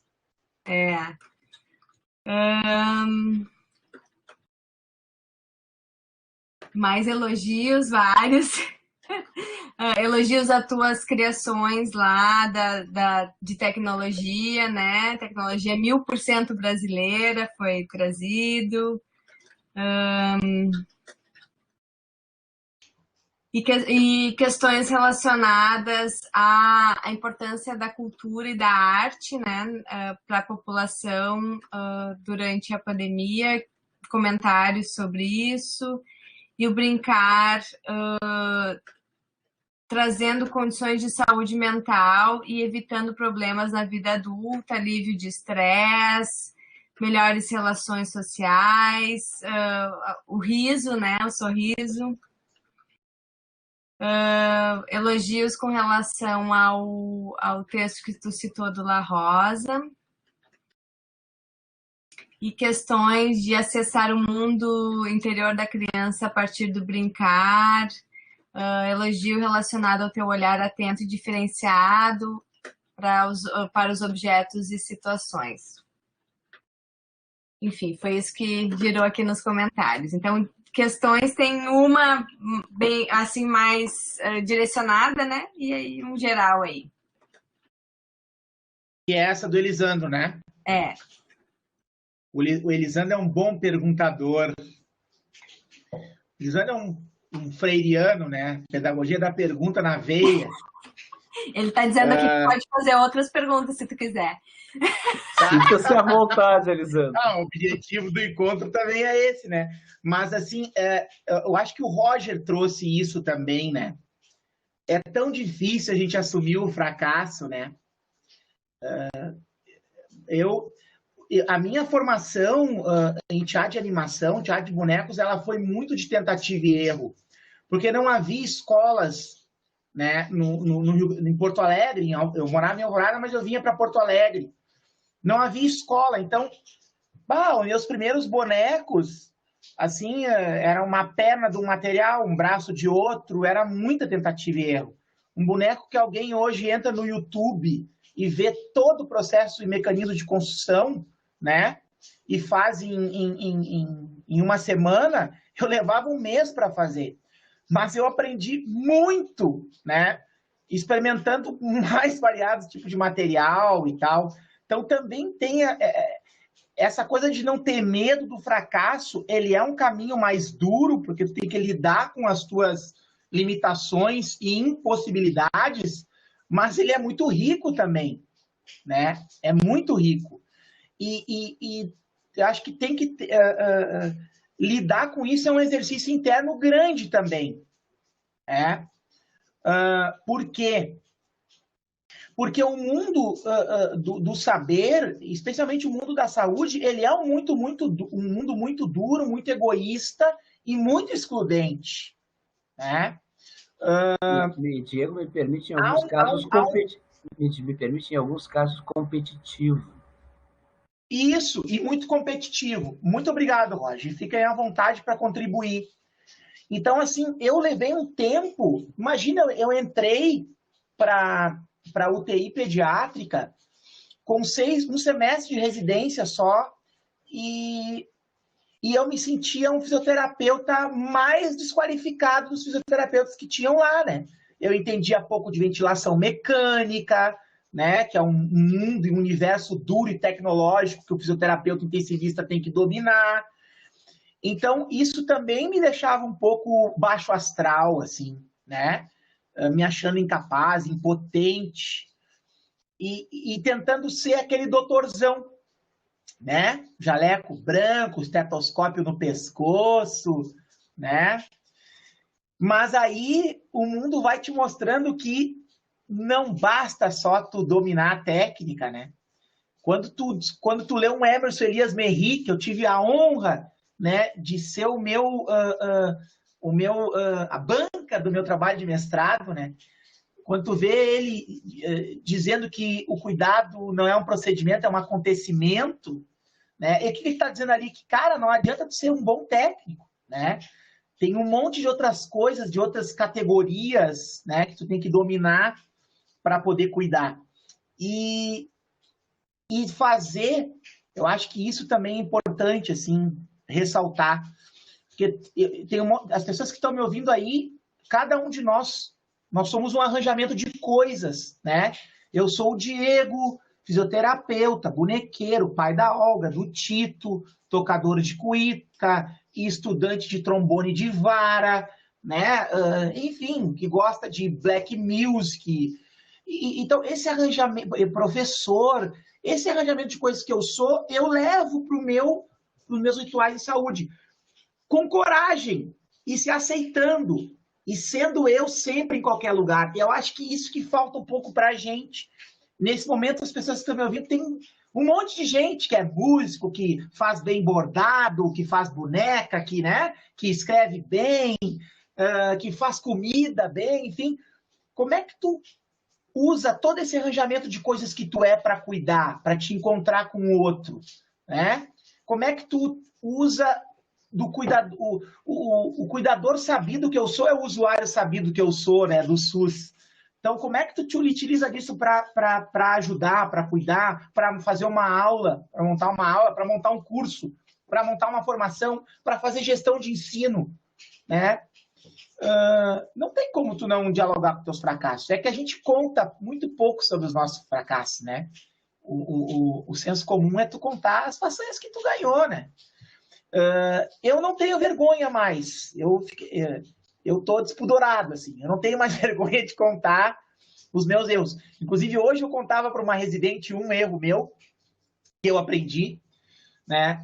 Tem residentes lá que trabalham conosco na UTI.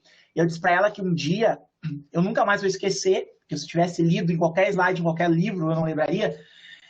Na hora de ligar o oxigênio para o paciente, tem um copo que umidifica o oxigênio, né?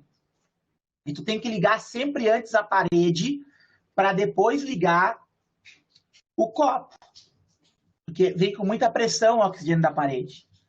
Um dia eu liguei o copo antes e depois eu liguei a parede. E o ar veio com tanta pressão que explodiu o copo. É a água que tem ali, mas o barulho, o susto, que o copo ele se abre, ele foi feito também para estourar e não estilhaçar. Então ele só se rasga, né, o copo de plástico.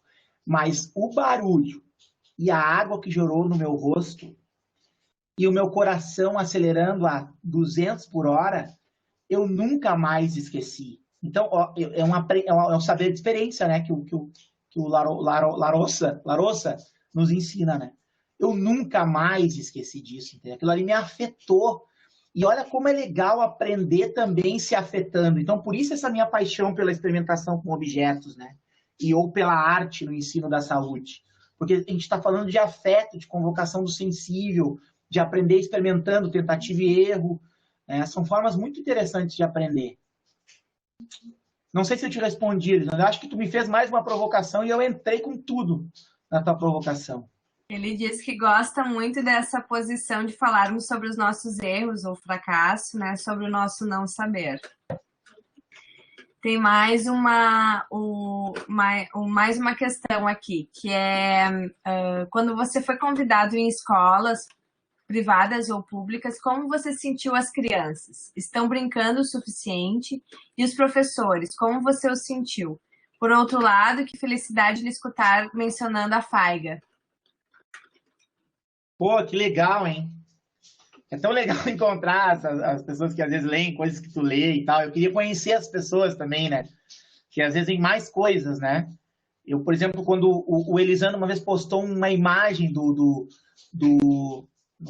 material que ele estava preparando do Juan Brossa, eu disse, cara, o Elisandro leu o Juan Brossa, aí nós já começamos a conversar, ele já tinha outros autores para me passar. É tão legal isso, sim. Eu tive 2 encontros com educação infantil, tá? De formação. Eu tive uma escola que leva o nome da minha mãe, que eu doei para os educadores, que era uma formação em contação de histórias com objetos, que foi muito legal. Eu fiquei positivamente surpreso com o interesse dos educadores e a potência. Era uma escola nova de educação infantil, inaugurada há pouco tempo. Ela foi inaugurada no ano que minha mãe morreu, 2016. Tudo novinho, tudo lindo, a equipe motivada. Foi muito massa, pública, né? E o outro encontro que eu tive foi um encontro grande, foi aqui no Sesc da Protásio Alves, no verão de 2018, eu acho.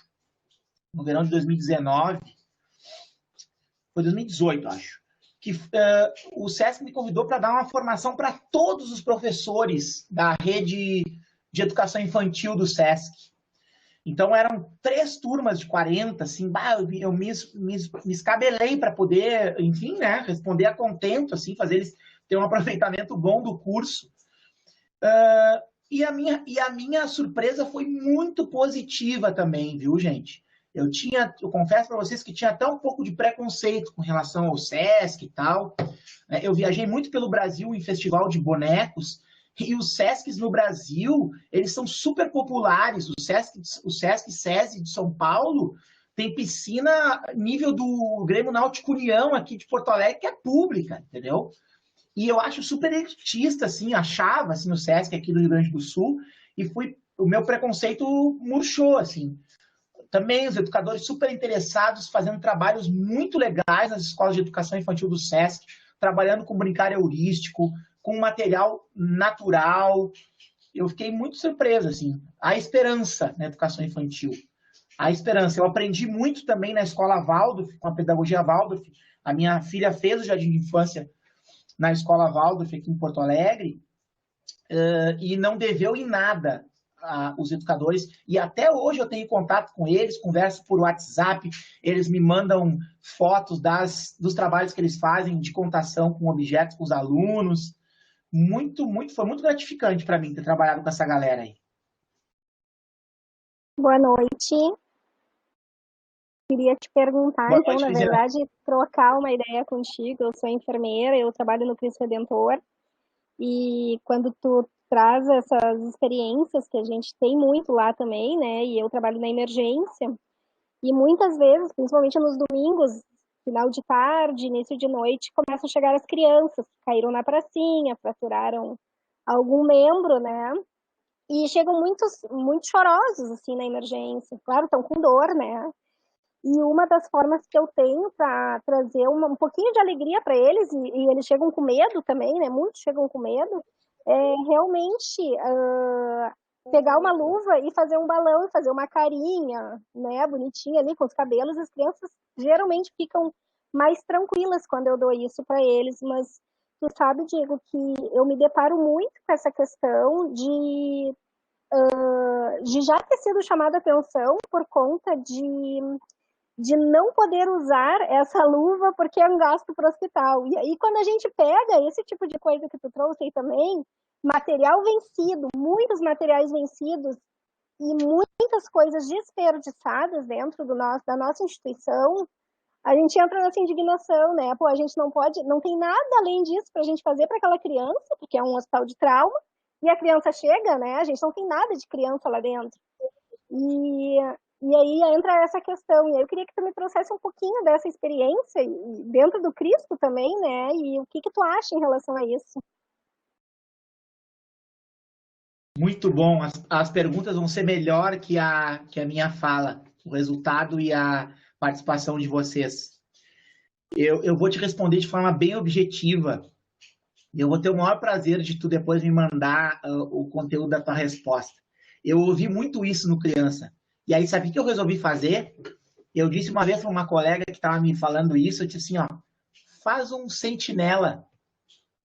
Eu não vou parar de fazer o boneco. Faz um sentinela. Reclama que eu estou desperdiçando material direcionado a mim e vamos esperar a direção do hospital me chamar, porque eu vou ter que responder. E ela fez, e eu respondi, e eu tenho a resposta e eu vou te dar. Eu citei uma autora chamada Sueli Deslandes, ela na verdade organizou um livro, tá? Eu tenho esse livro aqui, eu falhei, tá, gente? Porque o meu ateliê é nos fundos, eu moro num apartamento térreo, é nos fundos, eu saio num pátio e entro numa baia aqui. E os meus livros estão lá, eu ia trazer na medida que eu falasse para ir também, né, compartilhando leituras com vocês. Depois eu posso pegar até. Mas tem um capítulo que é sobre a criança e o brincar no hospital. E foi lendo isso, eu não me lembro em que lugar que eu li, que é o seguinte, ó, um objeto terapêutico, aliás, uma tecnologia dura. Eu tenho brincado com essa coisa das tecnologias dura, leve, né, Dani? Leve, dura. Eu tenho dito que eu sou um amolecedor de tecnologias, né? Mas assim, ó, uma luva, se ela é usada como um boneco para acalmar uma criança, para gerar empatia para um atendimento, ela também está tendo um uso terapêutico. Ela também está tendo um uso terapêutico. Então está resolvido. Não há desperdício. Há um uso terapêutico da luva que não é vestir ela, é encher ela de ar e atender com ela cheia de ar. E eu respondi isso e nunca mais ninguém me incomodou. Tá? Então, se tu consegue fazer isso, eu acho que é uma forma de tu solucionar isso, né? E vem fazer o meu curso que eu vou te ensinar a fazer muito, vou te ensinar a desperdiçar muito mais material hospitalar.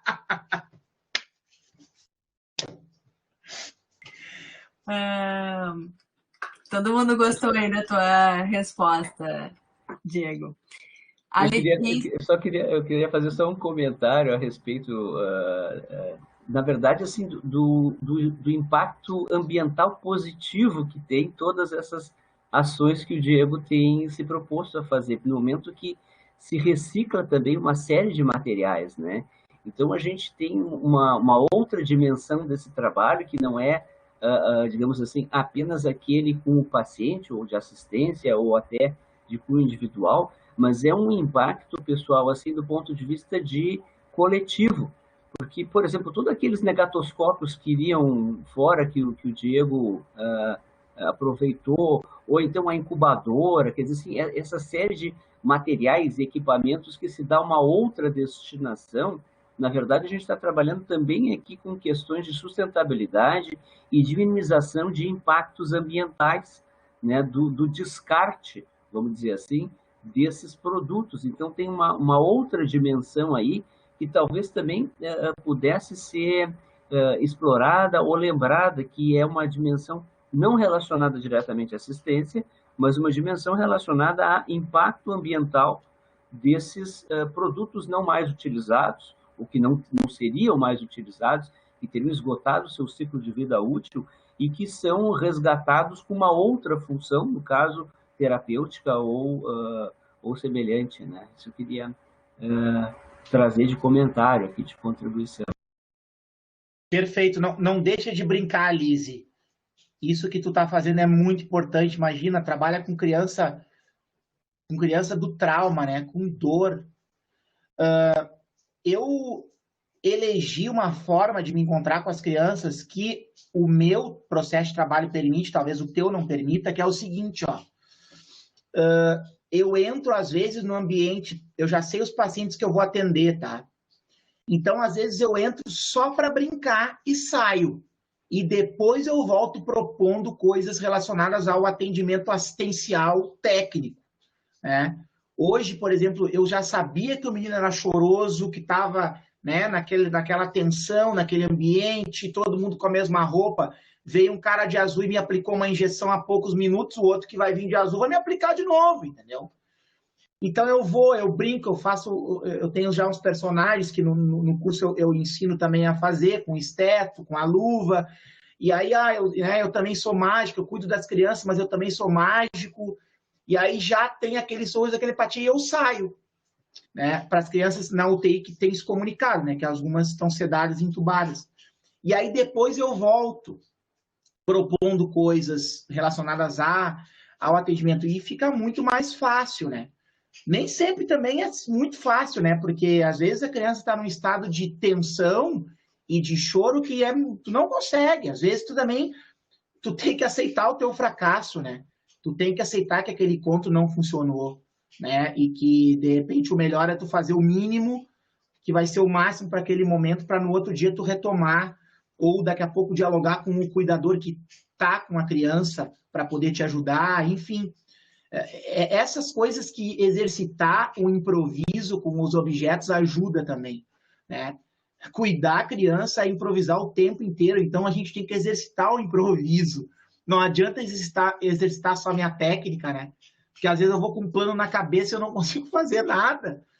E ninguém fala sobre os seus fracassos, né? Tu sabe que às vezes o físico foi lá e não conseguiu nada, né? E eu percebo isso, que às vezes eu já sou conhecido pelos meus colegas. Ó, Diego, entrou um paciente para ti lá, ó.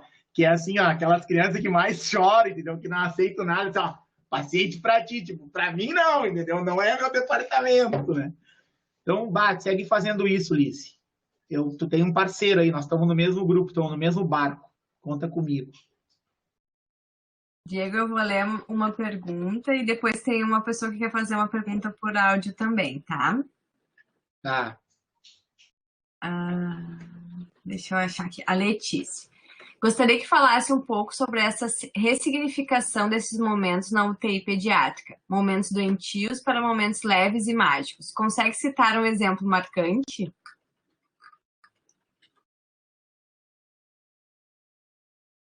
Eu consigo citar vários, eu só tenho que cuidar para não chorar, porque agora ela já falou em exemplo marcante e já me veio um monte de coisa na cabeça, assim. Eu vou falar do mais recente, tá? Que foi exatamente... Ficou muito simples responder a Liz, porque foi exatamente a criança que eu atendi hoje. E eu, claro que eu me acordei hoje pensando nesse encontro com vocês, né? Estou me encontrando com um monte de pessoas inteligentes, estudiosas, né? Então, eu me preparei, eu estou já há alguns dias lendo algumas coisas, né? Mandei essa apresentação para a Dani, selecionei algumas imagens, vídeos, e hoje eu fui atender pensando nisso. E eu atendi um menino que foi escolhido para mim, né? E eu estava com medo, assim, porque ele chorou muito, ele fez uma cirurgia, ele extraiu um tumor da coluna, tá? Imagina, ele só pode ficar deitado de barriga para baixo e de lado. O dorso dele está todo costurado. Então tem dor, tem um monte de coisa, né? E eu, e agora e tal? Daí eu fiz o boneco de luva, fiz uma mágica, transformei o estetoscópio num cachorro, que é uma mágica que eu faço e tal. E aquele sorriso desdentado, assim, e tal. E aí eu, puxa vida, né?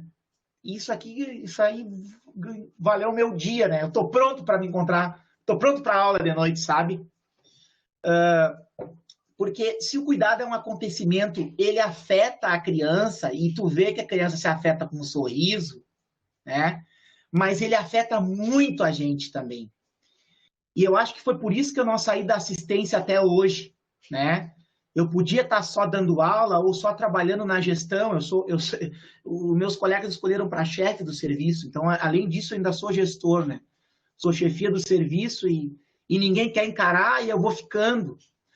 Mas, como é importante a assistência para mim, sabe? Como eu me retroalimento, eu me oxigeno na dureza da assistência, né? Eu tô falando de uma assistência. Uma vez alguém disse assim para mim, Ah, mas tem que ter o coração muito duro para trabalhar com UTI pediátrica, né? Tipo, vocês têm que ser uns iceberg. Não, a gente tem que ter o coração muito mole, meu velho. Né? Tem que ter muito amor às crianças, tem que ter o que faz e tal, né? Tem que estar muito afim. Então, o afetamento é cotidiano. Eu acho que o afetamento é como que tu te convoca para ser afetado, sabe? Se tu tá ali mesmo presente ou se tu tá ali pensando em bater o ponto, né? E aí, assim, quem tá lá pensando em bater o ponto para ir embora não tá no lugar certo, não tá feliz, não vai se afetar. Eu me afeto todo dia. Ontem eu fiz um vídeo, eu passei por um material que estava ali pronto para um banho, que era uma cubarrinha, um outro...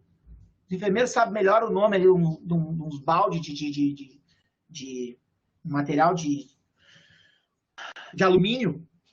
E eu olhei e eu disse, cara, isso aqui vai ser um palhaço saindo para mim. Já botei a música do Chico Buarque, já fiz um vídeo, já botei no Instagram. Eu me afeto, eu me convoco. Acho que a gente tem que se convocar. A criança ressignifica toda hora. O mundo da criança é só poesia, é só brincar, é só jogo.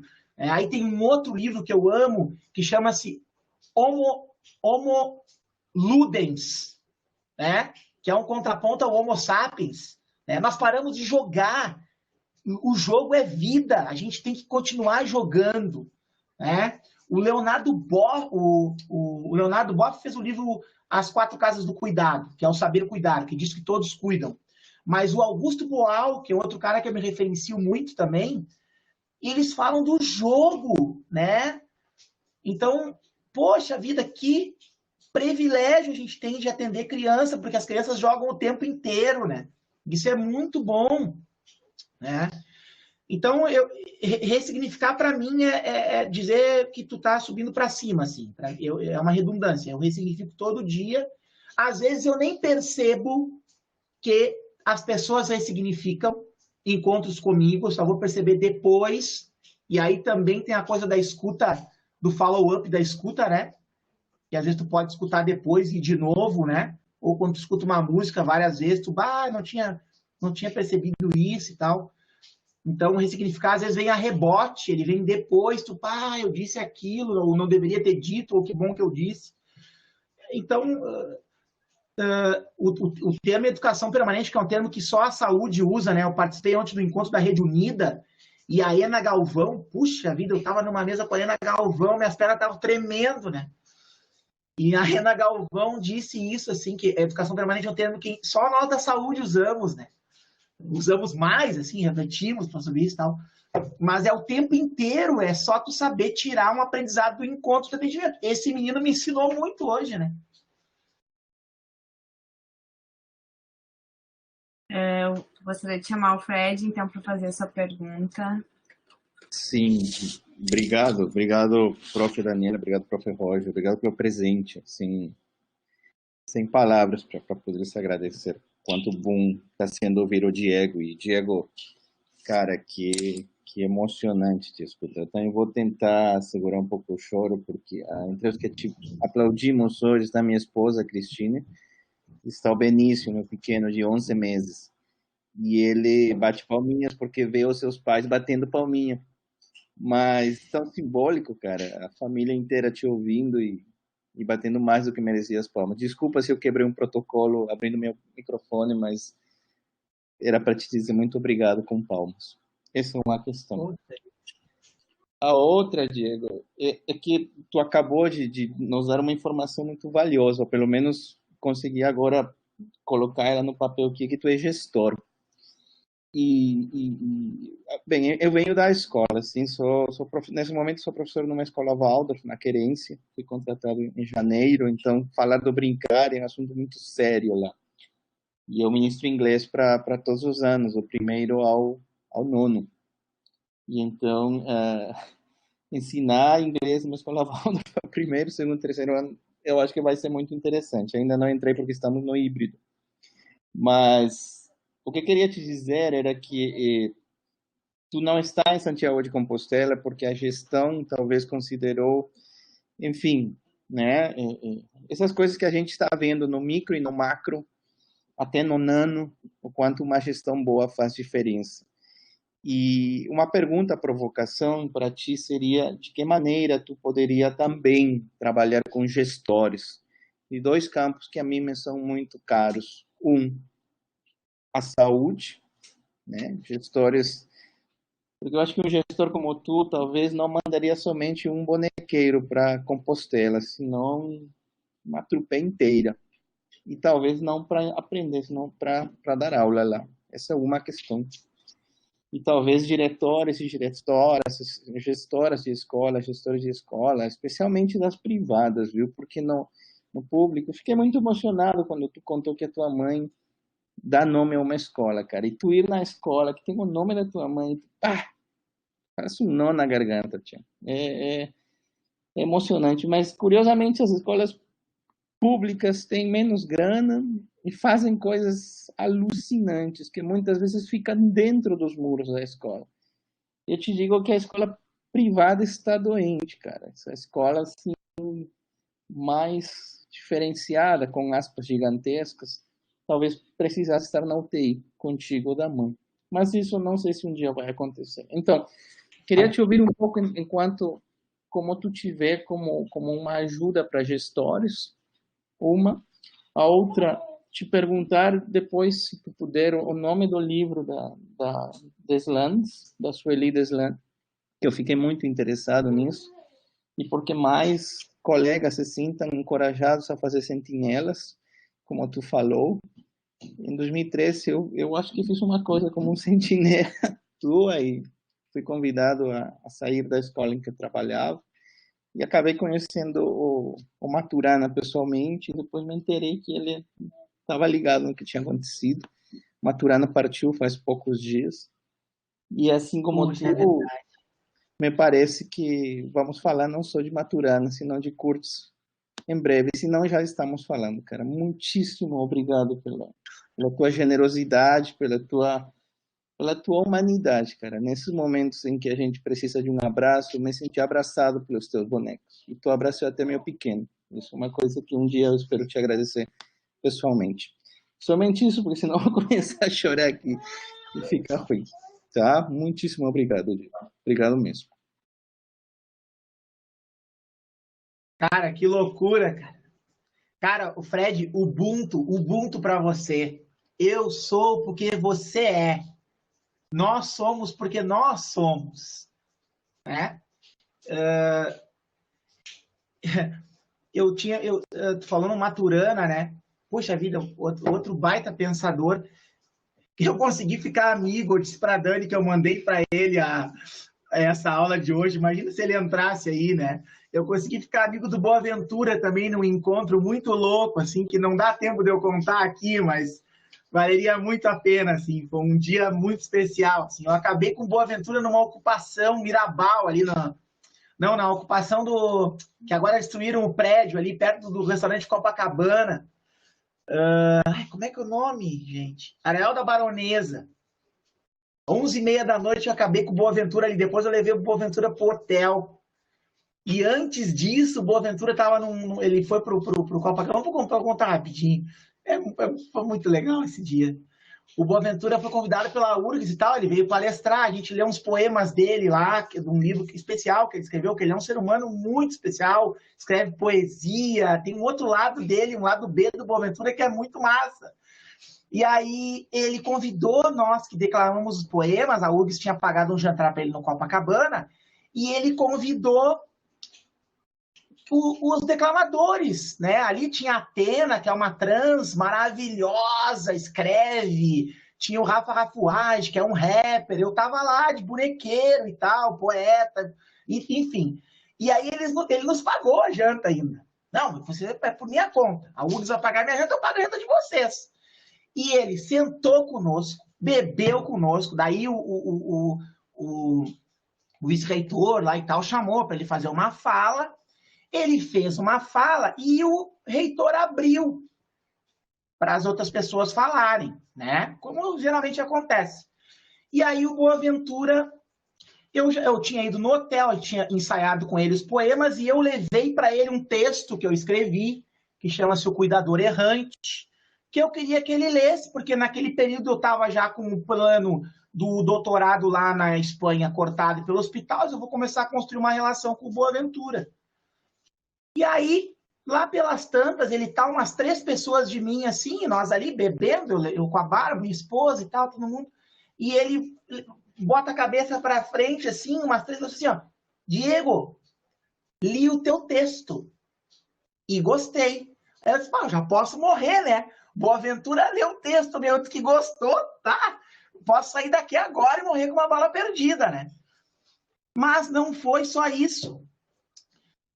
No meio das falas, eu acho que... Porque o Boaventura está criando a universidade popular, a universidade da rua, ele está, né, tecnologias não é, epistemologias do sul, ele está numa outra contramão das coisas. Então ele já estava meio, né, o pessoal já tinha tomado o vinho, já estava, acho que, meio enfarado, assim, das falas, e o vice-reitor lá que tinha batido no coisa de vinho e tal, para falar, perguntou se tinha mais alguém que queria falar.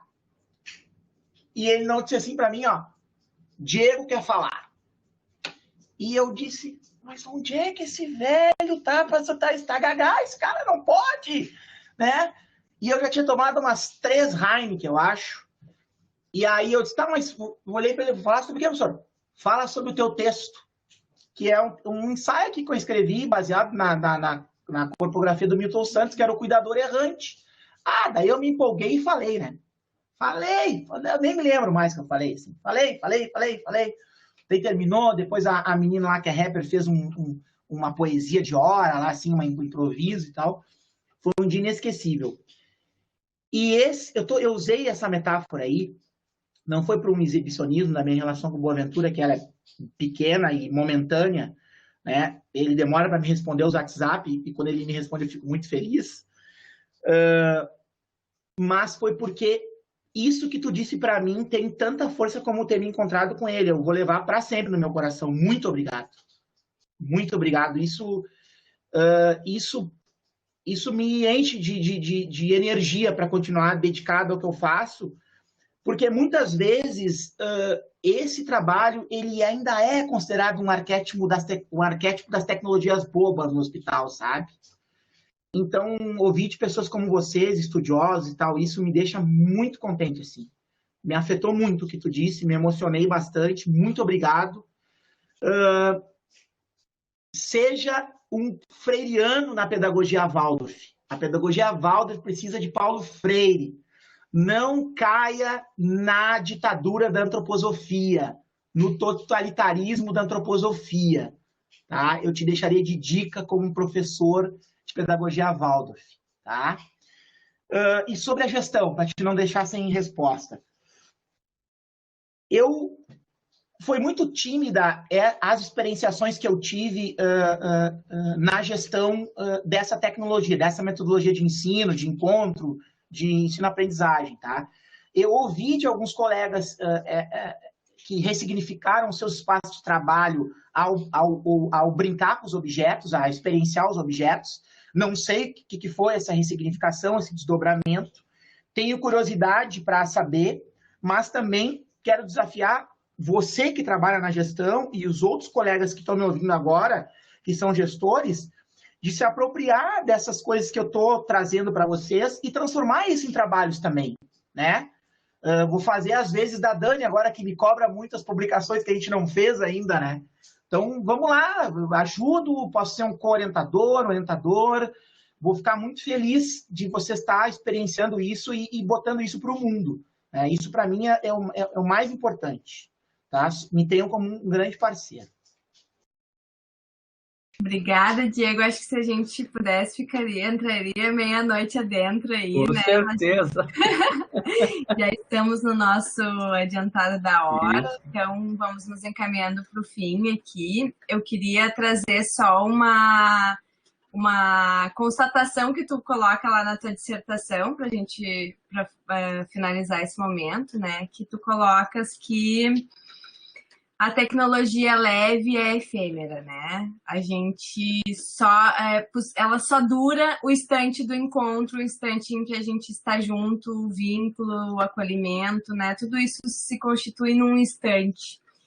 E talvez o ato de aprendizagem, o ensino na saúde, o que a gente pode aprender na saúde também seja algo com duração muito curta e muito rápida, e talvez às vezes a gente deixa passar e não é naquele momento, mas é num outro que vai nos tocar.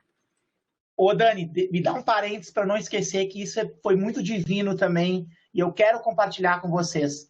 Uma vez eu assisti uma palestra, tu deve lembrar o nome dele, é um psicólogo que era preceptor da Residência Integrada em Saúde, tá? Foi o projeto de mestrado dele, que ele disse que o preceptor, ele é um perceptor da cena de aprendizado. Isso vai ao encontro do que tu acaba de dizer, né? De que o preceptor ele tem que perceber a cena do aprendizado e convidar o residente para olhar a cena de aprendizado com ele. Né? Isso é um grande desafio nosso para a educação e saúde, dos serviços, das formações de prática em saúde, né? É perceber isso. Às vezes está ali a cena do aprendizado e tu está focando em outra coisa e não convida o residente para enxergar contigo, né? E essa efemeridade, às vezes, a gente tem que sacar, porque vai passar, né? O gaúcho gosta de dizer, o cavalo passou encilhado e tu não viu, né? Uhum. E isso também é um exercício de percepção que animal objeto te dá. Acho que é o Roberto, né? O Roberto. Sabia que tu ia lembrar.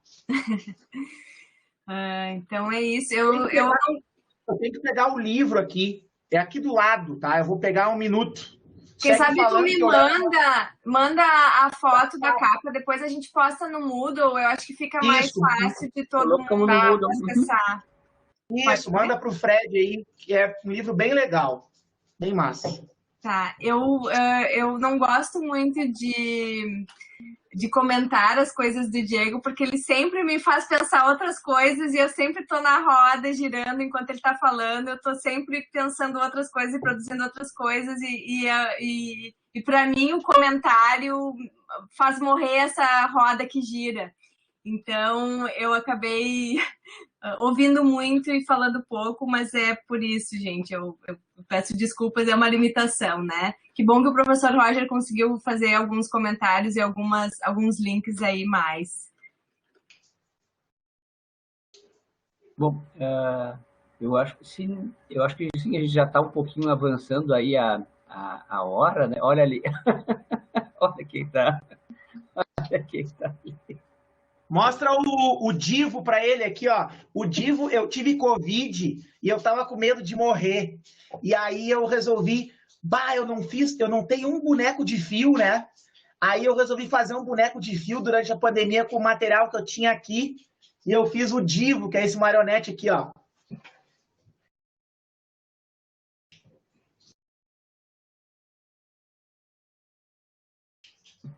Mira, Divo é de... Ó.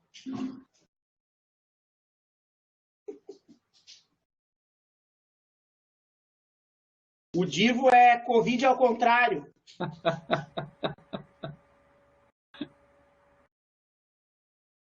Tá aqui o Divo, não sei o que eu vou fazer com ele ainda, tá aqui. Tchê, muito obrigado. Desculpa roubar a cena, um instantinho. Só queria te apresentar o Benício. Muito obrigado. Maravilha, maravilha. Um abraço. Beijo. Pessoal, lamentavelmente, nós vamos ter que nos encaminhar aí para o encerramento, né? Então, eu queria agradecer a participação do Diego, dizer que está sempre aberto aqui o nosso programa para o retorno dele, e com certeza vamos ter outras interações, né? Também queria destacar assim, como foi proveitoso esse encontro de hoje. Eu acho que a gente vai ficar aí, querida Daniela, a gente vai ficar pensando várias coisas, né? Com essas contribuições que o Diego nos brindou. Eu só queria lembrar que agora o nosso próximo encontro é dia 11 de junho, daí, né? Nós vamos ter uma atividade síncrona também aqui, né? De orientação para aquele trabalho final da disciplina. E, mais uma vez, agradecer, então, a participação do Diego, né? Acho que era isso, né, Daniela? Não sei se queres também acrescentar alguma coisa. Não, agradecer muitíssimo a parceria aí toda, né? E agradecer também quem ficou até essa hora. Isso. Mantivemos aí 28, 30, 31, foi o tempo inteiro, o número de pessoas assistindo manteve. Bem legal. Obrigado, pessoal. Obrigado, Diego. Obrigado a vocês. Obrigado, Dani, por ter me tirado do limbo para fazer esse mestrado acontecer, por ter sido a minha, como tu mesmo diz, né, minha companheira de caminhada, e tu foste, e ainda é, né? E por estar podendo fazer rede com pessoas tão legais. Eu tô aí, gente. Eu sou parceiro, tá? Um abração.